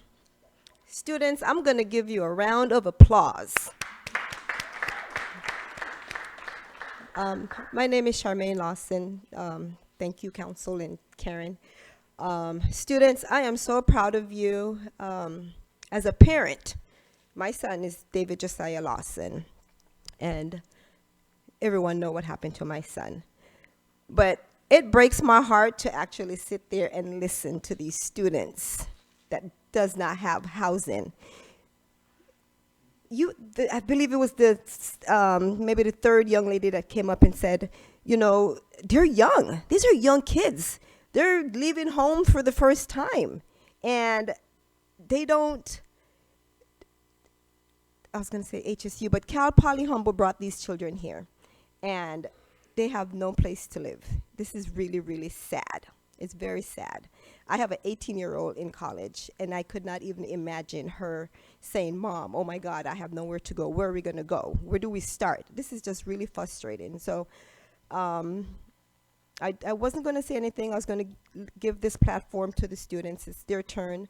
But I hope you guys are really hearing these students. It's really crucial to make sure students are safe on campus, off campus. They have proper housing. That is really, this is so important. I don't even know, like, does their parents even know the situation that they're going through? Because some of them might not even tell their parents, Mom, Dad, I don't have somewhere to live next semester. Some are coming from like the foster system, so they might not have that parent support.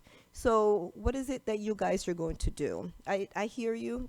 Everything sounds great, but at the end of the day, these kids still need a roof over their heads, and they need to have proper homes, proper housing. The city council, you guys have to do something. This is heartbreaking. I'm not even here advocating for my son. I'm really, really worried about these students and their safety right now, because this should not happen. This should not happen.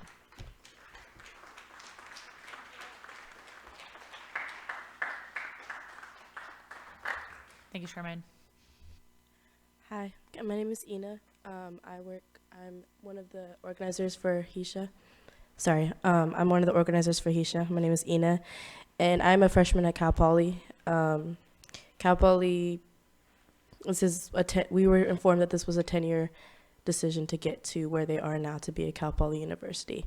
And we were informed last weekend, not this weekend, but last weekend before, that we would not have a home to live in for the next semester and coming years after, until they had the new dorms that they're planning to build, which they said it was going to be 2024 or 2025.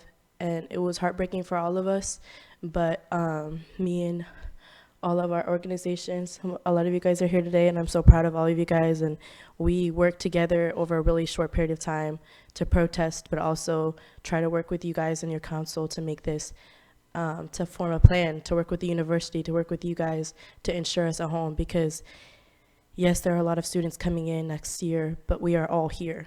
We are all freshmen, sophomores, juniors, seniors, we're all here. We don't have a home for next semester, and it's crazy, but a lot of us are emotional, but we're trying so hard to make sure that we have a home. Some of us, yes, like Josiah Lawson's mom said, some of us don't have parents or willing parents that are willing to help us find a home or co-sign or anything that has to do with getting us a home for next semester ourselves. So that's why a lot of us are fighting really hard to make sure that we have a home. I have friends that were foster youth that aren't insured a home. We have friends that have been homeless beforehand and were finally given a home because they made it into college, and then we're hit with this whole thing about, no, you do not have a home, and administration is not showing any care about any of us students here, and they're only caring about the money that they're getting from students that are coming in. And so we're just asking that you guys work with us, because we are willing to take our time off of getting our degree that we came here for to work on this, because at the end of the day, this is our living situation. None of us want to be homeless, and this is pretty much what we're being handed to. So about this thing that you guys are working on, we are a lot of us were worried about the housing situations already in Arcata. We know a lot of us who are in minorities, demographics that aren't chosen or considered equally to other demographics. We also are worried about that, because some of us, we've never had to rent or anything like this before, and being hit with the fact that we came here already and housing on campus was one of the safest places we could live in. And that is saying something, because it is not always the safest place to live in on campus. So we're hit with that. So just thankfully, we hope that you guys will be able to work with us, call us, do anything. We have your cards. We're willing to work with you. So thank you for hearing us. Thank you.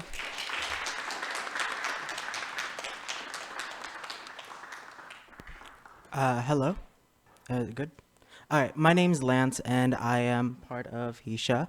And I really want to speak on and support my team and many other students that we do need inspections. As much as the inspections won't go to Cal Poly Humboldt, we need you guys to work with us and with the school.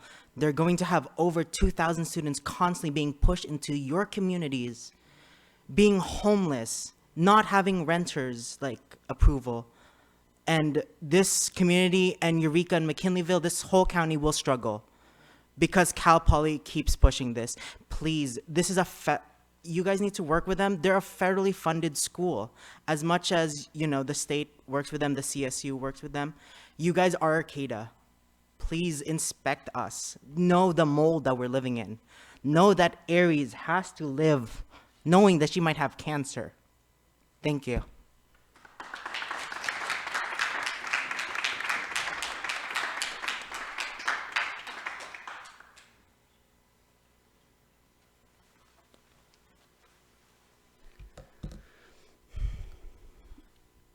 We are on Wiyot land, and the Wiyot never seceded.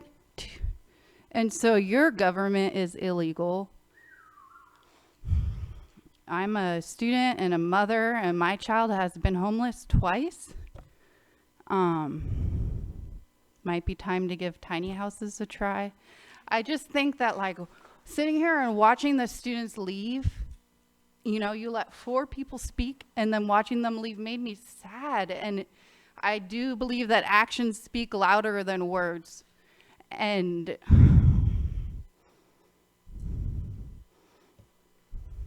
if it were you out there, you would not have the roadblocks. If it was your kid out there, you would find a way. So find a way. And also, the way that I'm feeling tonight is that we do not deserve Charmaine Lawson. We had taken her son. And what is worse than taking someone's son than not giving her justice? Let this mama rest. And if you don't, we're going to replace you one by one. So consider this notice.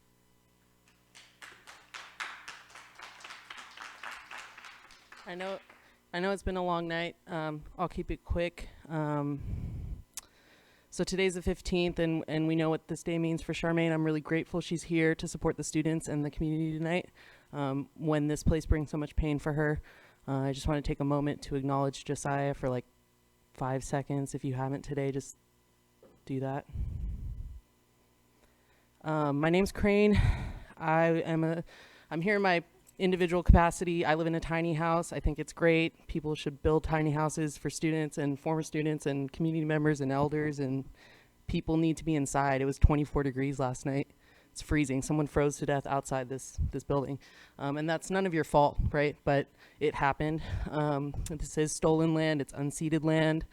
I've lived in all sorts of different environments here. I had a major gas leak when I lived in Eureka underneath my house. The pipes were corroded. It took like months and months to remediate. I was vomiting. That's how sick. I don't want to make it about myself. I just think students and all community members, like, we need these policies. Even the big rental corporations should also have to have actual inspections. I don't really know what the fire department does. I think sometimes, like, the big rentals, they can just like put a tag on your door and you self-inspect, and I don't think that works because you don't want to get evicted, right?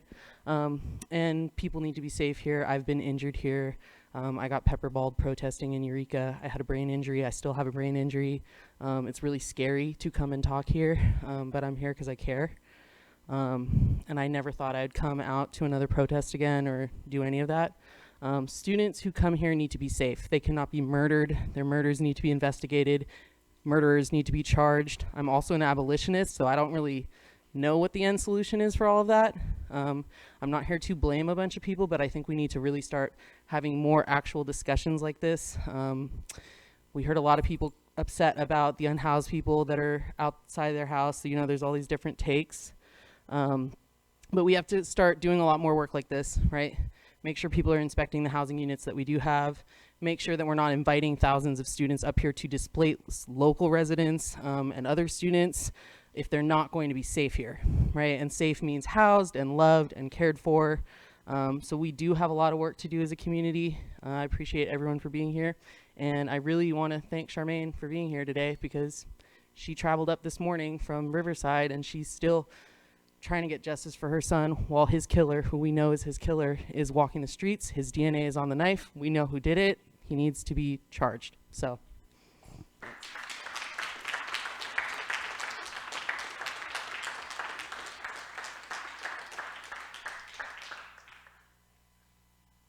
I come to you guys as a freshman of Cal Poly Humboldt. My dad is a veteran, and the only way that I can go to school, because both him and my stepmother are disabled and have been disabled for almost 2 decades, is because of federal grants that he was somehow been admitted to the VA, which is almost impossible. You can go to almost any homeless person on the street and they are a veteran, and so he is able to live a comfortable life. But my stepmom has been having sleepless nights because I have to find a place to live. And it's not even the fact of that. It's the fact that I actually really like this, the rental inspection program. I hope it applies to the dorms because they are nasty. If the windows are closed, the carpet smells.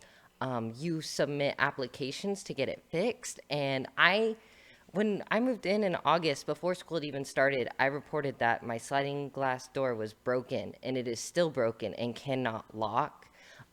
When they clean out the bathrooms, the walls are slimy and sticky and stained. We had 2 showers. We only have 3 showers, and it's kind of communal. 2 of them would immediately flood, and because there's a divot, you would have about an inch or so of water. And you know how, like, when you walk in water, how your sandals get suctioned? I had a sandal suction up and float away, which is not very good. And the toilets do not have a drain behind them, so when they clean it, there is quite literally puddles of water, and they have been there for months, and they are nasty, and I have gotten my pant cuffs wet from them, and I have had to change them out. So if this happens and it is a good program and you guys are able to clean and inspect and get rid of mold, which I have had classmates show me pictures of giant, they look like black cats had grown on their wall, and they submit requests for them to be cleaned and they are never cleaned, and they have to bleach it themselves and they get sick. So I would love for you guys to put this not only into the community, but into the school, because the school is part of the community. Thank you for your time.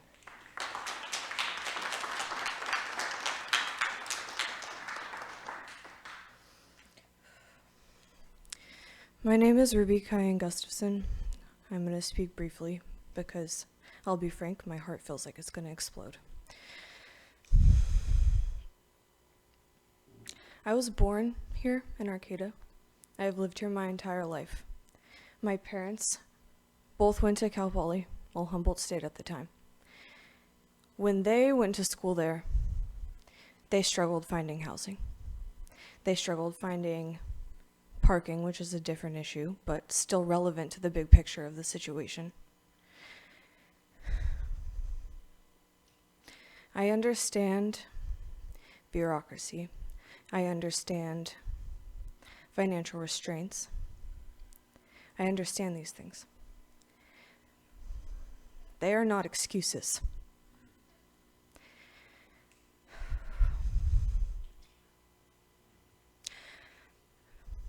I am embarrassed for my community that I've called home since the day that I am born. This is unacceptable, and as people who lead this community, I expect these things to be solved, promptly. Thank you.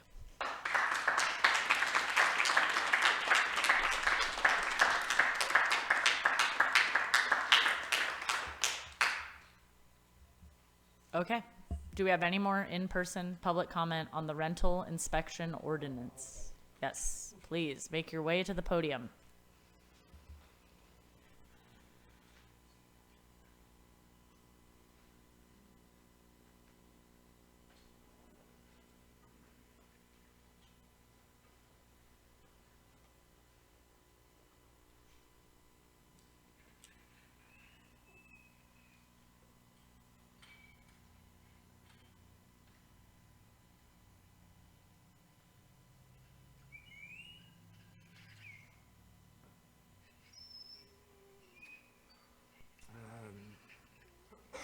Can you hear me? Okay.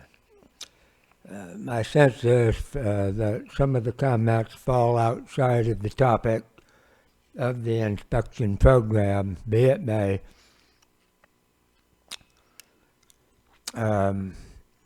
Granted, there are housing problems that fall outside of the topic of the inspection program that need addressing. And my comments are limited to the inspection program only and not other outside housing issues that need addressing. Okay.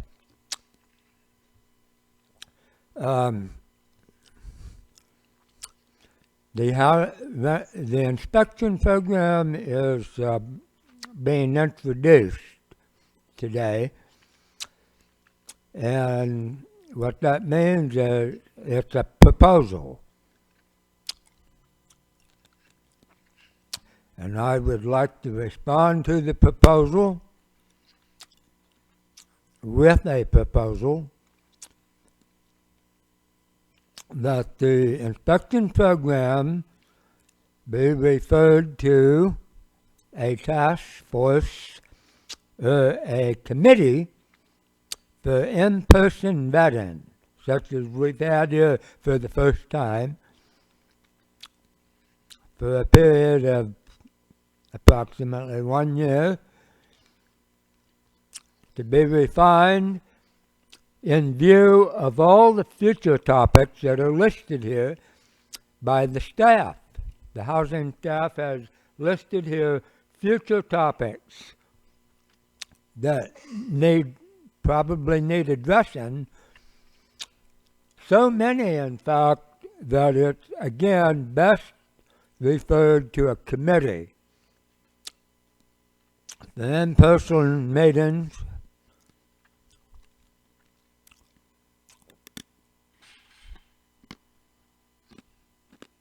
that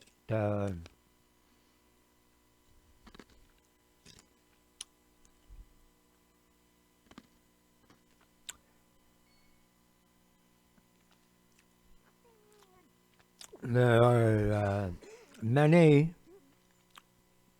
refinements to the program have been made in the current proposal, which suggests that more are needed. So many more that it's best suited for a committee to work on, a housing committee or... Okay, sir, that is sometimes. your 3 minutes. Thank you. Okay, thank you. Okay, do we have any more in-person public comment on the rental inspection ordinance? Okay, now is your time. We're not going back and forth, so we're going to go to Zoom. All right, do we have any Zoom comments? Oh, we got somebody coming up. Yes, come up, please. If you want to comment, please line up right there, and we'll get you. This is going to be the last time. We're not going to go back and forth. Thank you. Hi, my name is Marlon Jones II. I recently moved to this community about a year ago. I work at Cal Poly as a custodian, so I know many of the students. Some of them are student helpers. And I'd just like to touch on everything that people said today. It's very true. I do like this rental inspection program, but I don't think that's going to stop or solve the problem of homelessness that is so apparent in Eureka and Arcata in general. I think after hopefully you guys do pass this, but after, I would also look toward more programs. These are people's kids. They come here, they don't know anything about homeowners insurance, like nothing, homeowners association. I'm 25, so I know that they're getting gypped. They're getting bamboozled, and this is just gonna funnel into a bigger problem that is the homelessness in the community. If you're for Arcata, we all love it here. We all love the WEOT land that we're on. I think we should take care of it. I think it's a people problem. be personal enough, have love, have intent to do the right thing, hold Cal Poly accountable. They know what they're doing. It's a cash grab. I've seen it all throughout California. It's gentrification. These students cannot afford to pay the rent prices. I've seen some of the housing from student housing. I've seen housing off campus. I've seen the prices of the rent. It's outrageous. Just inspecting the rental program does not ensure that these students can work full time, should they have to, and still be able to live comfortably. They have to room with 3, 4, 5, sometimes 6 other students just to make the rent meet. That's outrageous. So after this program is passed, look at the landlords. Look at the landlords, look at the homeowners associations. These kids don't know anything about that. They're not here to get educated on that. They're here to get educated on something else. They're living here right now. They might want to stay here. They might fall in love with this community the same way that I did, and they might want to change it for the better. Give them a chance to do so. Thank you.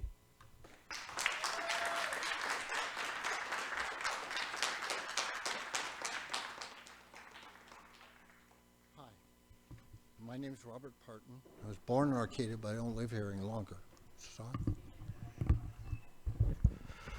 I own one house in Arcata that's a rental. It's what I lived in for 30 years. And I love that house. The first thing you learn as a landlord is that good tenants are golden. You got somebody who pays the rent, takes care of the property, and doesn't bug the neighbors. You want to keep that person. If they have something go wrong, you take care of it right away. So I know a lot of these people have problems. The last plan that came up didn't apply to Humboldt State. I don't know if this new one does or not. But to me, it's just one more thing you have to deal with. It's frustrating to me. I mean, all these people had legitimate problems. I don't know if they've ever contacted you. It's frustrating to me because the biggest slumlord in the city of Arcata is the city of Arcata. You got homeless camps all over the damn place. You got people defecating in the streets, urinating in the streets, and dumping their trash all over. Maybe you ought to take care of that problem first before you send an army of bureaucrats to handle all the other property owners. I'm sorry.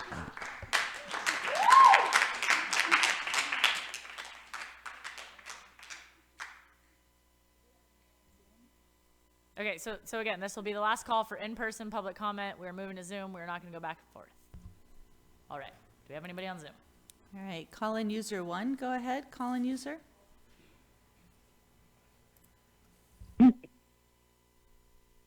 Good evening. My name is Lisa Pelletier.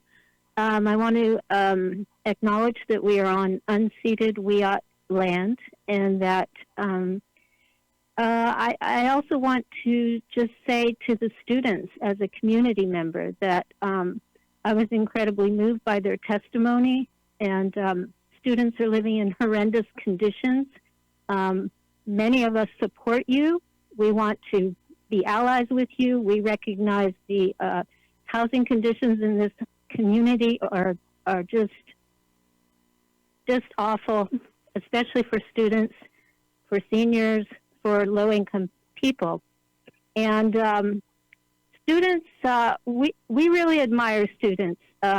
Students were behind some of the greatest changes in this city. The city got a sanctuary ordinance. The students worked on getting justice for Josiah Lawson, and we still don't have justice. We got rid of the McKinley statue. Students are what makes this city great. So that's just something I want to say, how much many of us admire you and support you. And some of us also in the community are dealing with some of the same issues and pressures, high rents. So high rents,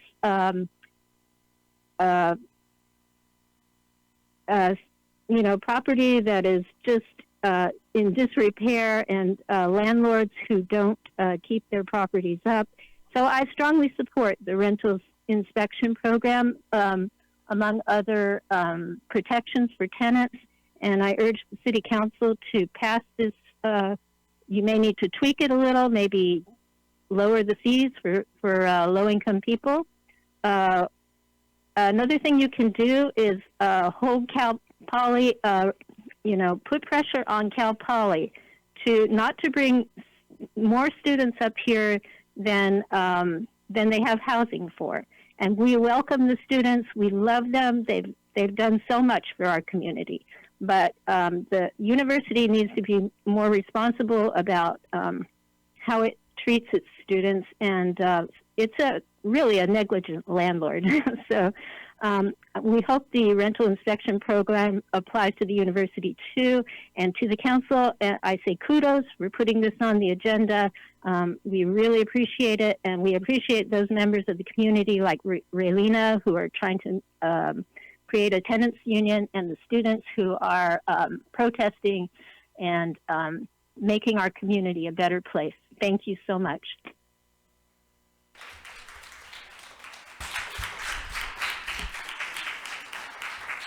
Hello, everyone. My name is Juan Giovanni Guerrero. I am the Associated Students President of Cal Poly Humboldt. I just wanted to voice my support for the ordinance in terms of additional accountability measures for landlords to ensure that the properties are livable and pass inspection. And this is a bit off topic, but I also wanted to highlight the few out of many voices pertaining to housing in the community, and just to kind of summarize, some of my peer voices is the support behind the Arcata Gateway project, and I think that the recent events at Cal Poly Humboldt really highlight the urgency in terms of ensuring that we're planning for our growth. And so thank you.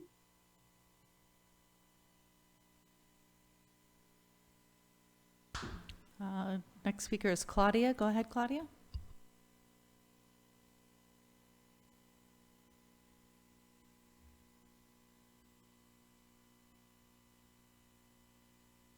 State. Okay, sorry. And You're good. Hello? Yep, we can hear you. Oh, good. Yeah, my daughter attends the university, and she's one of those low-income schools, come from the background, or working class background. I don't have a lot of money, but we're interested in her getting education, and specifically, it was there. All right, it was basically your institution, your main institution there, and this is basically the main property holder inside of your inside of your small community. Right, Humboldt State, or Cal Poly Humboldt, whatever. The point is that she's going there and she's basically being forced out, and it's something that I know that community depends on the students. Your economic situation, you depend on those students as much as they depend on you to help them out with legislation or whatever it is that you guys need to do. They help you out. They help out your economy. There is no lumber mills anymore. There's no gold mining. That's not what you guys do. You guys host a big institution, and you're supposed to take care of the students. Now, as for the landlords and such, I have a big feeling towards that also, because there's a lot of people coming inside of your community, but what would you do without them? What exactly would you guys be doing without them? I figure that this is on you to help everybody around. Help the students, help them attain housing, help them to keep housing around them, and let the students also, hear this also. They should help the communities. If there are people defecating around and so on and so forth, these people should also bond. It's like you're gonna have time to protest. Also help out the community. This is an all-way thing. I want to see community like the one that I experienced when I was there. Help these kids out. That's my statement. Thank you. I see no more online public comment. All right, thank you. Okay. Oh, do you want to take a break? Oh. I want to say something too, though. No. Okay. Well, can I ask? I kind of wrote down some of the questions that a lot of these students had asked, so I wanna put some of these to Joe because they were things that I had already written down in my notes as well. And maybe it's just kind of some musing it out loud, but I know that the Humboldt Tenant Landlord Collaborative that Humboldt has, that Shantae is part of, has done, know your rights workshops in the past. I think that should be something that happens like August 1st, and we should partner with Cal Poly Humboldt. We should partner with, I know Legal Services of Northern California called in earlier. They've put on legal know your rights workshops all the time. I would love to see the city, be able to support and promote, perhaps, through Equity Arcata. I think that's a great thing for Equity Arcata to do, to support and promote a know your rights workshop, especially, in August when students are here hitting the pavement hard looking for housing. And so that's not really so much of a question as, is that a thing that we can incorporate? I see a thumbs up. And so then question-wise, so what does it take and what kind of equipment is required to have testing of mold and identification of mold? And is there, other providers in Humboldt County that offer similar testing? And perhaps, how does that work? Yeah, there are essentially coursework. Individuals would need to get certified and educated in what to test, how to take a sample, and then there are labs. I believe that local labs are very limited on a specific identification. They can tell you if it's a mold and generally if it's this type of mold or this type of mold, but the local labs do not have the ability to identify specifically toxic molds. So those would have to be sent out, and they're expensive. So it would be a matter of funding. And I know you said earlier that there are, mold is usually caused by other significant problems and telltale signs. So, in a situation where it is obvious that there is significant mold, is that something that we can require, a landlord to pay that cost to make sure that gets tested? Certainly, if there are no other identifiable issues that are causing it and it's just mold, it's something that could be considered. It's not currently written into this program. I would have a challenging road ahead if I were to try to enforce landlords and property owners to test mold based on arbitrary decisions. So that's why typically when I see mold, I tend to look for what's the cause of the mold. Is there a roof leak? Is there a plumbing leak? Is there lack of ventilation? Things like that I can specifically point to as code violations. So again, yes, it could happen. There would need to be specific ordinances probably drafted for that and funding available for that. And I know, as somebody that rents in this community, you pretty much have to sign a mold addendum no matter where you move in, unless it's like brand spanking new. I don't even know. But like most of the time you were just saying, yeah, I understand that there could probably be toxic mold in this building. So that's a piece of that. And then the other, so do we have, what protocol is in place and I know that there's a lot of tenant protections that come down from the state in this case, but to prevent predatory, landlord reaction to an ordinance like this, and does that look like, just kind of continuing this laying down of housing supports, to add on more tenant protection, or do protections already exist to, if that is seen as retaliation or increase of fees or anything like that? I think the hope of this program is that because it is coming from the city, it's not going to be viewed as coming from the tenant. And so what we have seen in retaliatory practices potentially in the past, you would not see as part of this program. Councilmember Stillman asked a question earlier in the evening about, could somebody just call in and ask if it was on the rental program? And I think part of your question that we maybe didn't answer was, yes, if somebody had a neighbor who they felt like was living in substandard housing, could just call in and say, this address, 1600 H Street or whatever, is it in your residential inspection program? And we could look it up. Right now, we've got a pretty good listing of all of the rental units in Arcata, but we don't have all of them. So it is going to take time to get those units into the system. But instead of a tenant having to call in and make a specific complaint that the landowner ultimately learns about, we then just make a call and say, we understand you own this rental. We're going to schedule you for inspection. And they don't have to know, and nor would they know kind of where that call came from. We may not know because we wouldn't need to ask anymore. We just need the address, and we need to know it's a rental. So I think that's sort of the big component of taking that retaliatory. We've worked very hard to lower the cost of this program to a point that it is going to be a challenge to offer it at this price. But I think we try it. And we see. Our experience in Arcata has been that rents are set at what the market will bear. Some of that is associated with their costs, some of it is not. The costs for this program are so low that I really don't think that they should be passing those on to tenants. But again, they price at what the market will bear. So looking at other future topics, I think is what is the important piece. One of the questions that was asked was, kind of working with the students on other items.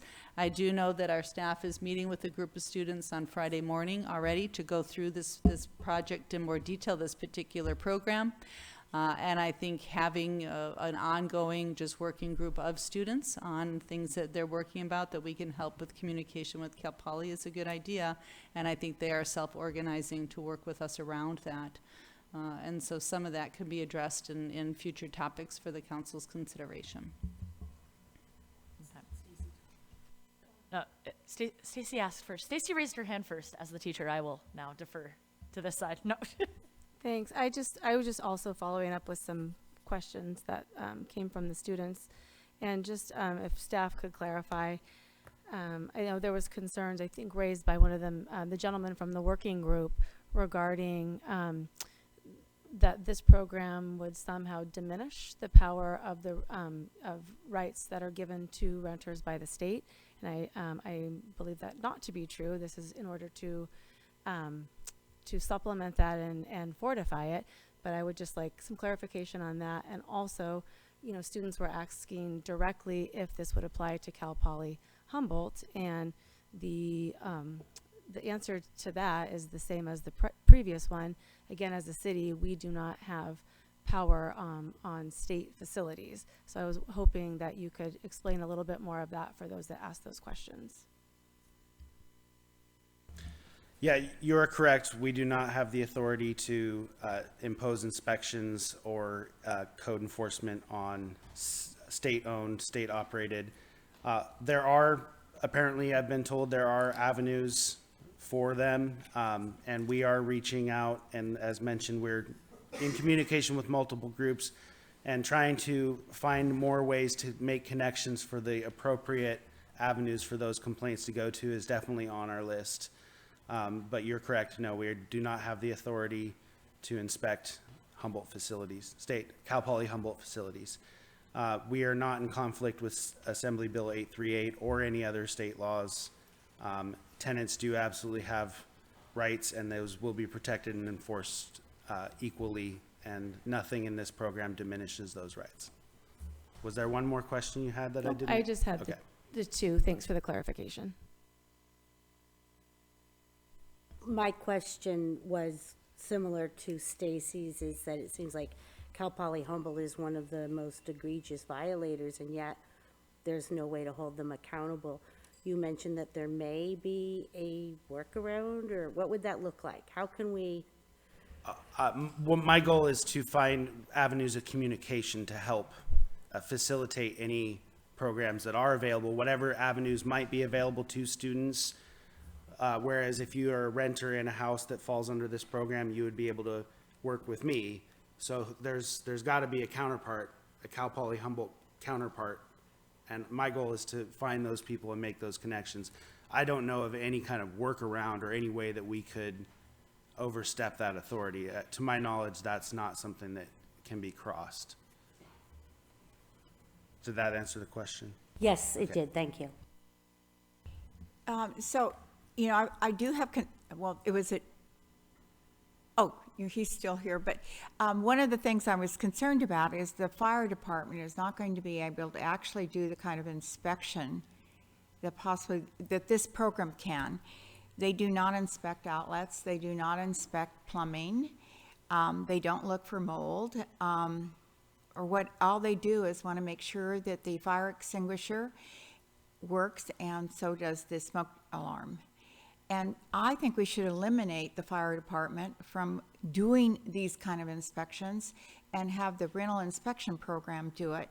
So some of us wouldn't have to pay double fees. And I think it's much more valuable. Much more valuable to have all the outlets in your kitchen checked and go into the bathroom and make sure you don't have leaks or so forth and so on. Look for mold if you have it. But you're right, if you have mold, you've got a leaky gutter, you have windows that are leaking, you have something wrong with your plumbing, your roof is leaking, and that's where it's going to come from.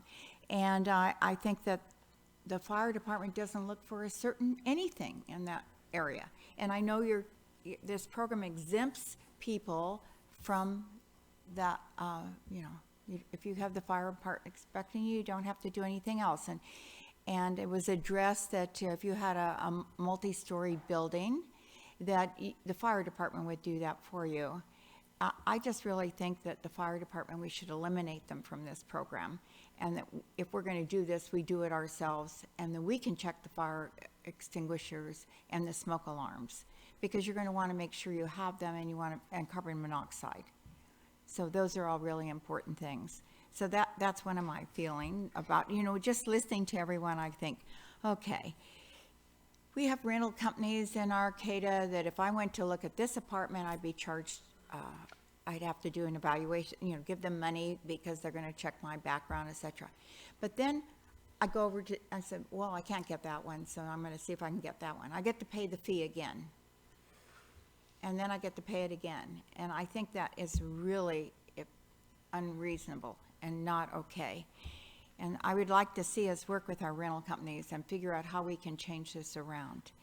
I definitely agree with educational days for new renters. I think it's a very valuable situation. I also think if business licenses, if you have over so many units, you pay a business license fee. And if there's some way you can combine your business license with your inspection program, because that's one way you'll know if someone has units. And if that's a possibility, I think it would make sense. And I also feel as though if you have landlords who can't afford to make the repairs, that is because they haven't made repairs for years and years. And otherwise, they would not have a house that has so many faulty repairs. I mean, you brought that up, and I'm thinking, Kimberly, if they have all these issues, they haven't fixed anything for years. They've just collected their rent. And so to give them a special dispensation, I would think, no, they should have been maintaining and taking care of their property all along. So those are my feelings. And I am a landlord, and I feel like I'm a good landlord. And I have a plumbing problem. My plumber's there the next day.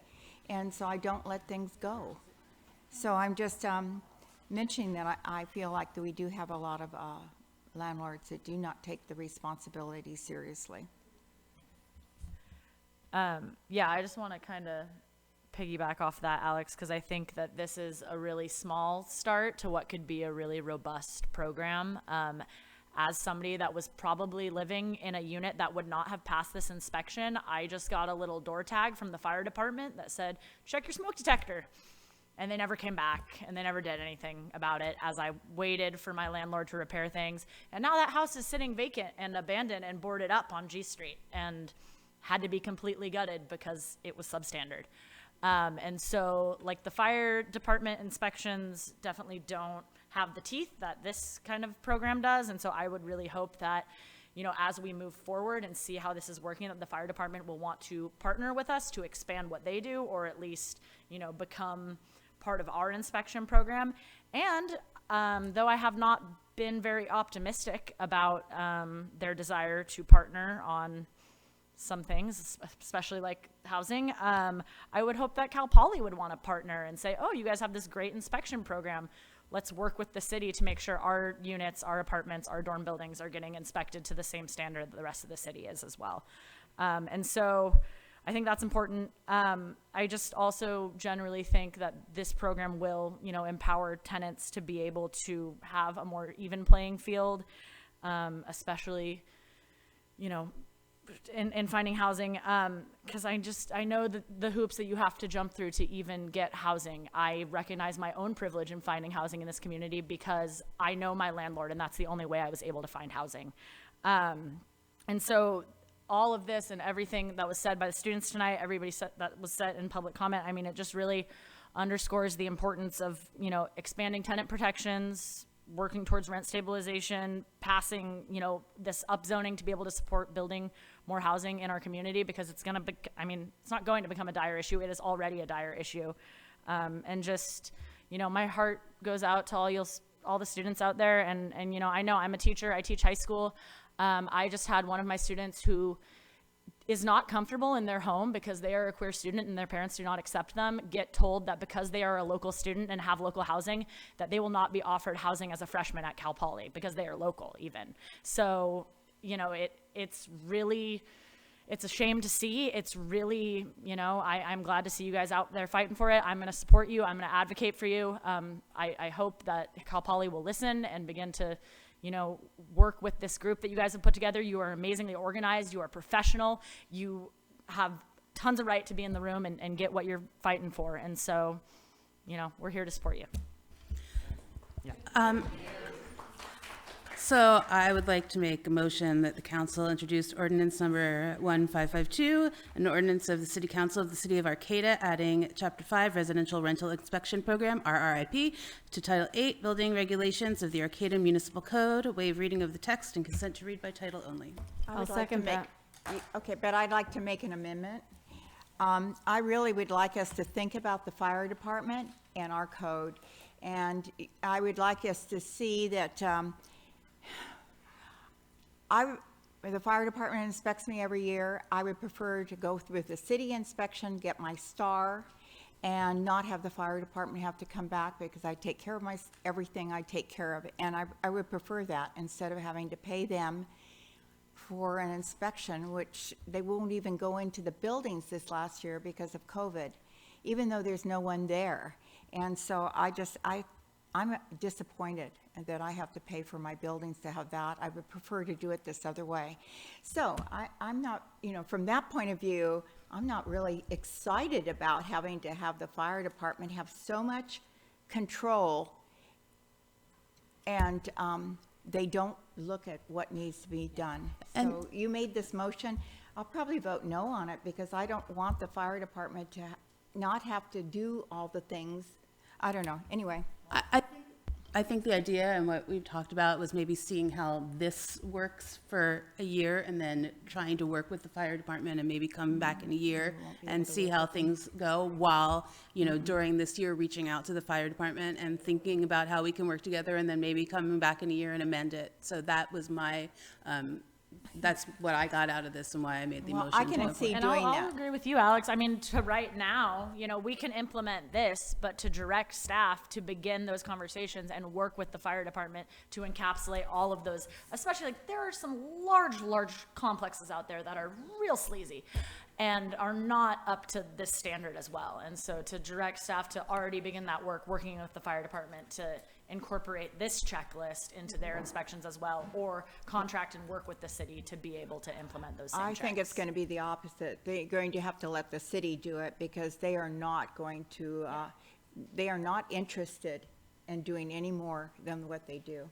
And they have an inspector that they have call all the tenants, not the tenants, the landlords to have the inspections happen.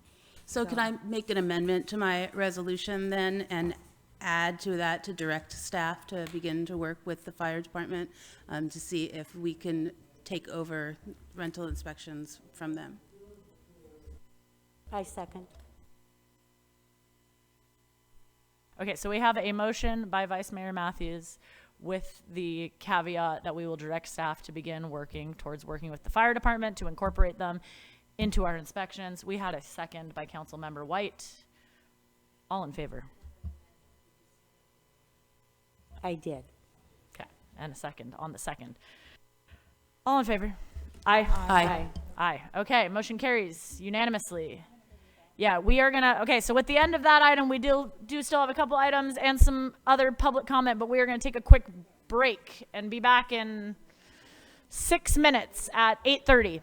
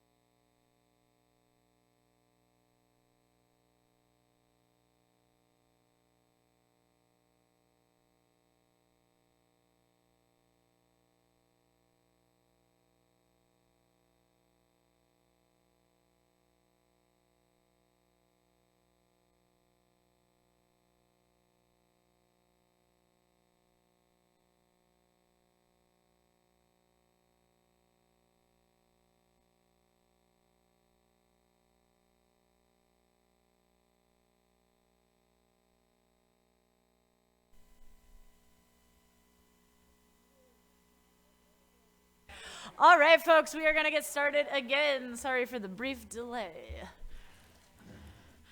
I need the right script. Bye, we'll miss you. No.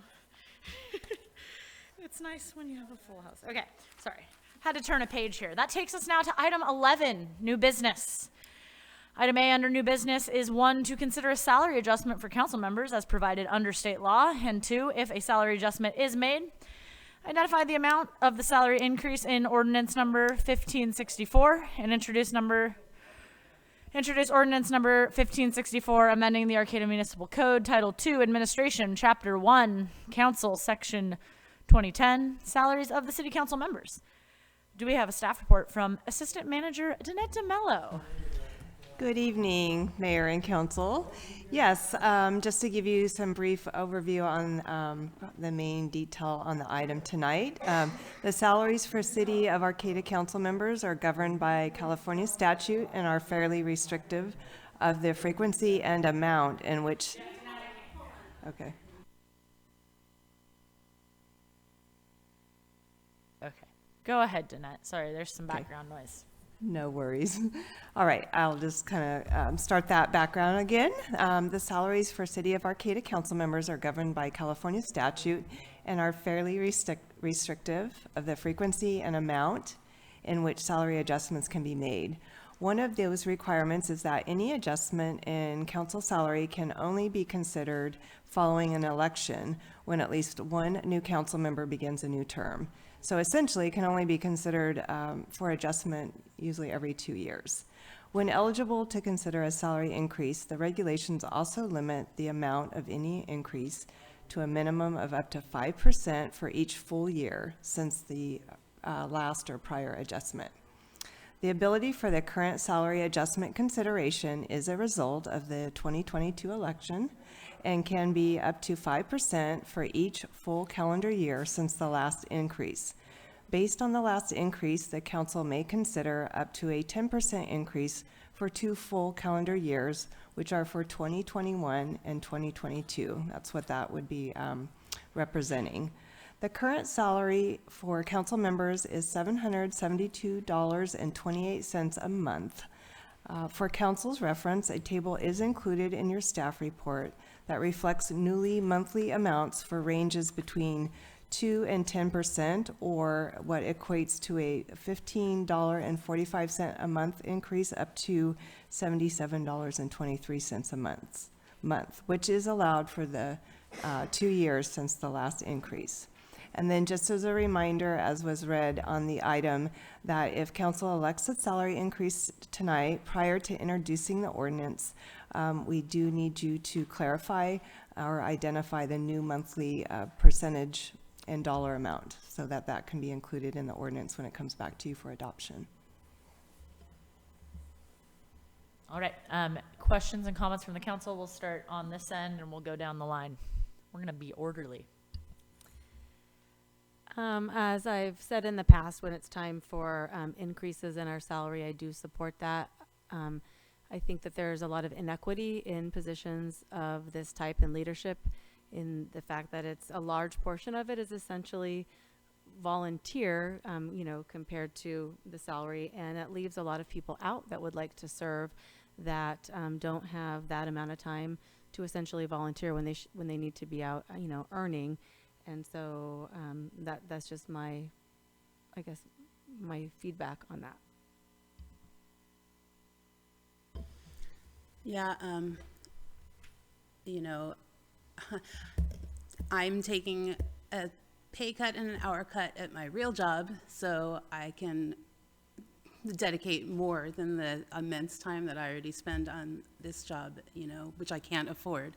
So it would be nice to have people, we saw a huge amount of people that came up here and spoke that care tremendously about Arcata, that would like to, you know, make change, and it would be wonderful, you know, if they could run and only have to have a part-time job to be able to do that. I would completely support anybody's desire to run for this position, so you know how much, you know, work we actually do. So thank you.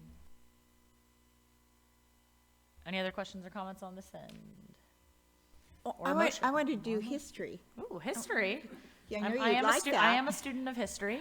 So I just Keep it wanted, brief I 'cause just it's wanted to late, give us a brief understanding about this. In 1972, the council made $150 a month. And so after the last 49 years, it's been 49 years when you look at 2021, and the increase has actually been over that time $600, or if you divided it, probably $12.70 each year. So I think it's worth it considering inflation, et cetera. But I just wanted to give you a, just a little history about how long it takes for the council's salaries to increase slowly but slowly. And so I would support this. I would move to wherever it is to support the salary adjustment for council members as provided under state law. And the salary adjustment is made and identifying the amount of the salary increase for ordinance number 1564. Is there something else I can help with? Sorry. I don't know. Is there? It's all good. Is there something else? Serious, out of control today. You closed him down. Okay, anyway, I made a motion, so. I wanted to just, I'll second it. Well, we need to specify the percentage amount, and then, yes, you can say something. We all have turns. Go ahead, please.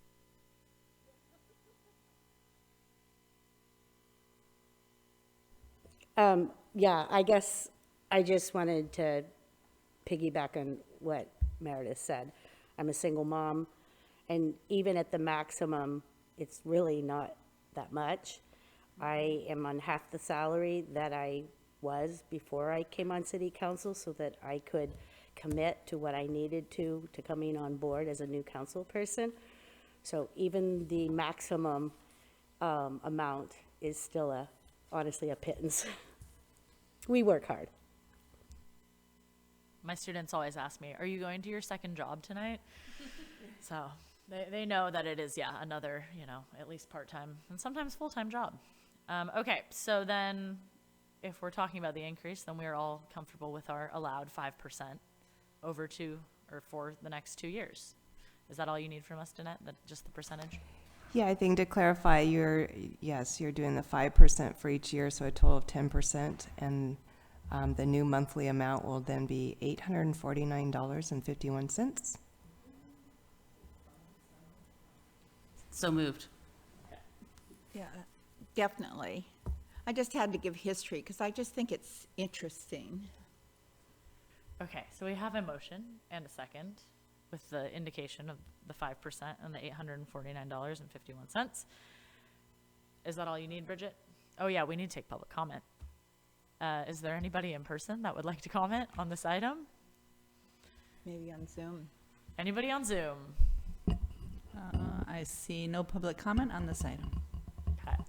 There's no public comment, so we have a motion and a second. All in favor? Aye. Aye. Okay. Okay, at this point, this takes us to oral and written communications. Item number 12 on our agenda this evening. The city appreciates public input, and this time is provided for people to address the council on items that are not on the agenda. Please know that pursuant to the Brown Act, the council cannot discuss or take action on items not listed on the posted agenda. At the end of all oral and written communications, the council may respond to statements. Supported requests that require council action will be set by the council for a future agenda or referred to staff. Speakers addressing the council this evening will be limited to 3 minutes. If you are in person and wanting to give public comment, please line up at the podium. If you're on Zoom, please raise your hand on the webinar or press *9 if you are on the phone line and would like to make comment. Speakers will be limited to 3 minutes when your time for public comment. But oh gosh, when it's time, you will be asked to unmute. All right, take it away. Good evening, everybody. The problems of the students make my problems seem very small. I'll mention that you have a proposed meeting on sea level rise. The proposed schedule is for Tuesday, March 28th, the joint city council planning commission meeting. I hope that this is promoted to the public because it's an important thing that people have been asking for. So, and thank you for handling this. We had the study session with the Planning Commission on Saturday. It went very well. I talked to David Loya about recording it. He was not planning on recording it. I made audio recordings, and we paid Eric Black. A few people and myself got together and paid him to do a very crude video. It's not professional or edited. It's on arcata1.com. It's at arcata1.com/council, or if you go to arcata1.com and look at what's new, you'll see it there. And with all the supporting material. Brings up the matter of the lack of what I regard as public engagement. You know, originally there was not going to be it's an important meeting. The form-based code was the first time Ben Noble was here in person, and there was not going to be any recording of it. I don't mean to be critical of David specifically because he's got so much that he's doing, but the public engagement is not being handled properly. Things on the website are out of date. Scheduled meetings aren't there. The survey that was done for the came out on January 19th, but his email about it didn't come out until the 26th, and the survey closed on the 30th. You get the idea. I don't know if it's possible to have someone outside of the community development department handling the PR or the public engagement for the gateway process. I think the results show that something's wrong. Very few people are involved, and it's the largest event, the largest project, or largest change to Arcata that has ever occurred, in my view. So, if I can help you, please tell me. Just some suggestions there. Thanks. And thanks for your work tonight. Okay, thank you, Fred. Oh, there's no applause. Okay, feels weird. Anybody online wishing to participate in oral and written communications this evening? I'm giving a moment for online public comment and seeing none. That takes us to council and staff reports. So, City Manager Deemer, do we have any staff updates? No updates tonight. All right. Well, then we will start with our council updates. We'll just start at this end of the dais and go on down to the other end of the dais. So, Stacy, if you'd like to start. Councilmember Stillman, can you help me? Or do we have any updates from Main Street? I mean, I know we're all going to the chamber dinner, which Meredith will announce, but You have a ball. the ball. Oh, we have the ball coming up. We do have the ball coming up. I didn't make any notes. And the Main Street board meets once a month now instead of twice a month. And we have 3 staff people that are on there, office manager, an events manager, and a social media manager. And so I think we're making progress that way. We have the Fairy Festival coming up. And we'll have the arts market will happen again. So I think that's about it, don't you think? I think so. Thank you for helping me because my mind was going blank. So I appreciate it. I think that's about right. Okay, so I had an HWMA meeting last Thursday. I would encourage everybody to go to the HWMA site and watch the video that Jill Duffy made of where our trash goes and how flippin' much of it we make. It was really a moment for me to recognize how much garbage we're actually, tons and tons and tons, we're actually shipping out. So I know that there's been a lot of pushback on the ordinance that we just passed about single-use takeout containers and whatnot, but I mean, any little bit to cut down on the waste stream, it just baffled me how much trash we truck out.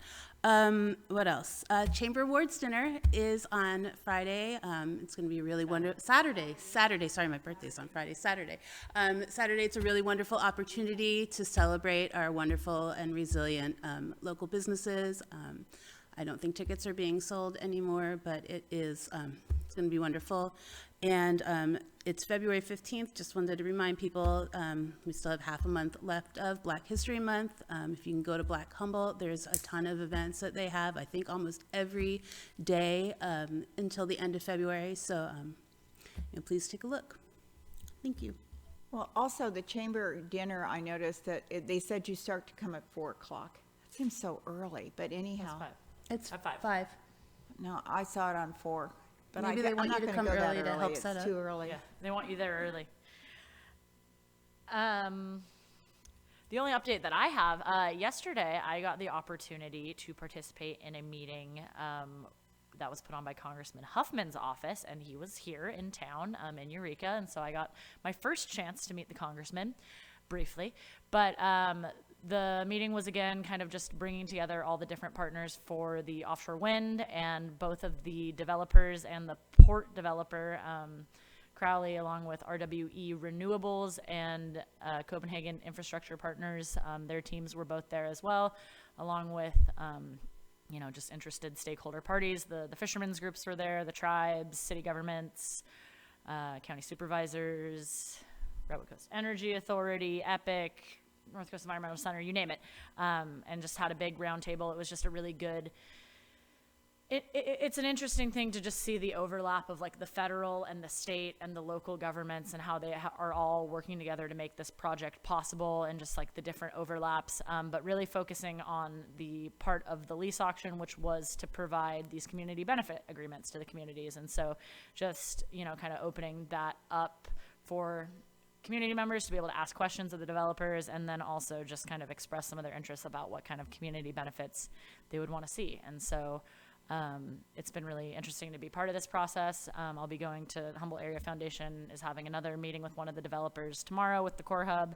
And so, yeah, it's just been really cool to be part of this offshore wind community benefits agreement creation process, and just such a learning experience. And so if you have any questions about all things wind, I'm happy to answer them or find somebody that can. So that's all I got. Thanks. So in light of the discussion that we heard tonight, I think it's so important that we continue the conversation. I had an opportunity to attend the Homeless Service Working Group, and we got some updates on the 2 home key projects. The Grove is sailing along and doing wonderful. Danco has a delay, but it'll be coming to fruition in June. We got an update on the safe parking program. So far, they've served 89 people total. There were 29 today. Their exit rate is pretty phenomenal with 23%, meaning that most people are finding housing as opposed to just going back out into the streets. They're going to be funded now, I guess, through May 1st, which is some really good news. And they're looking at a grant in May to extend it through the year. What else? There's going to be some community meeting in Valley West. We talked about the encampments, which is growing higher in rates in the past, and so we're going to be having more and deeper conversations and trying to get creative so that we can address this. What else? I just wanted to do a nice report. We did a community cleanup out in Valley West. We collected 650 pounds of trash that is not going to be blowing around in the streets or going into our waterways. We also did an unveiling of our most recent community mural, which was funded by ARPA, the American Rescue Plan Act. Thank you for the City of Arcata. And it was painted by the new residents at the Grove. So it was pretty exciting. We had a great turnout, and we're looking forward to doing more partnering with the Grove. That's all I have. So I have a question for our mayor. How was the LAFCO meeting? I haven't gone to one. Actually, tomorrow I'm going to the mayor select committee thing, and so they will decide which mayors they want to put on committees. So I'm going to that tomorrow. They don't always have to put mayors onto committees either. Sometimes it's another council I don't know. They just call it the person. mayor select committee, so I'm assuming it's mayors. I don't know. I've never been. So No, we're gonna find out. you will be there with all the mayors, but they may not be appointing someone that is a mayor to a committee. I just wondered, so I'm glad to know you're going to, yeah. So, the Grove, I just wanted to mention that the swimming pool, they would really like to fill that in, and it's approximately $32,000 to do so. Arcata House Partnership has applied to the Humboldt Area Foundation for some funding to see if they can get the money to make that happen or not. If they're able to do that in where the swimming pool is, then that means that they'll be able to do a critical or night shelter. And we're moving into spring, but we have next year. And what's beneficial about that space is that they have two bathrooms. They have showers in the bathrooms and toilets, etc. So it actually makes it ideal. The way they were able to handle it before when they did it, they still had some rooms that hadn't been put together yet, so they were able to use those and some of the space in the pool area. But I think this will be a real benefit, and since they have on-site managers there, they will be able to really help with people, and they were able to make a difference with so many people, housed them, got them home. Many different things happen by having them there for 3 days. It's much more beneficial than just going to the church overnight, and then everyone disperses. So I think it's very valuable that we've had that happen, and I'm looking forward to it happening again in the future. We had a speaker tonight about I Street property that has all the trash, and when I look at that, I would get a front end loader and just scoop it all and put it into a dump truck, because we have the however you want to say it. I don't know if we would want to see if we could get the C's or John Shelter's group, or how we would go about cleaning up that property. But I just wanted to bring that up because I looked at it. And Kimberly, you said you walked it. Well, I was going to say too, we actually, I saw it on our break. We received an email, but David responded to some of the concerns in an email that we received with some pictures, and I think it was the same speaker that was here tonight. But Yes. we're finalizing details and a contract to have the teen challenge clean that up, and they'll be hopefully starting work by early March to clean that up. So, Well, there's a lot of needles out there, so you have to really be careful about that. And one of the things I want to mention is that we have a different program for Hatcher, or however you want to, that's sort of a nickname I think for it, than Eureka. So Eureka has this program that in order to get needles, you have to come back with your container with needles in it, and then they'll give you new needles and a new container. But in Arcata, we don't have that. Somehow we missed out on that ordinance, and I think it's something we should really look at, so that when Hatcher is distributing needles, as they do out on South South I Street, out by the parking lot, the first parking lot,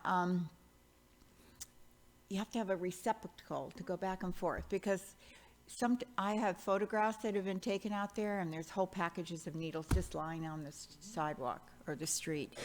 And I think we didn't do our due diligence around that when they came and talked to us, and I really would like us to step up to that.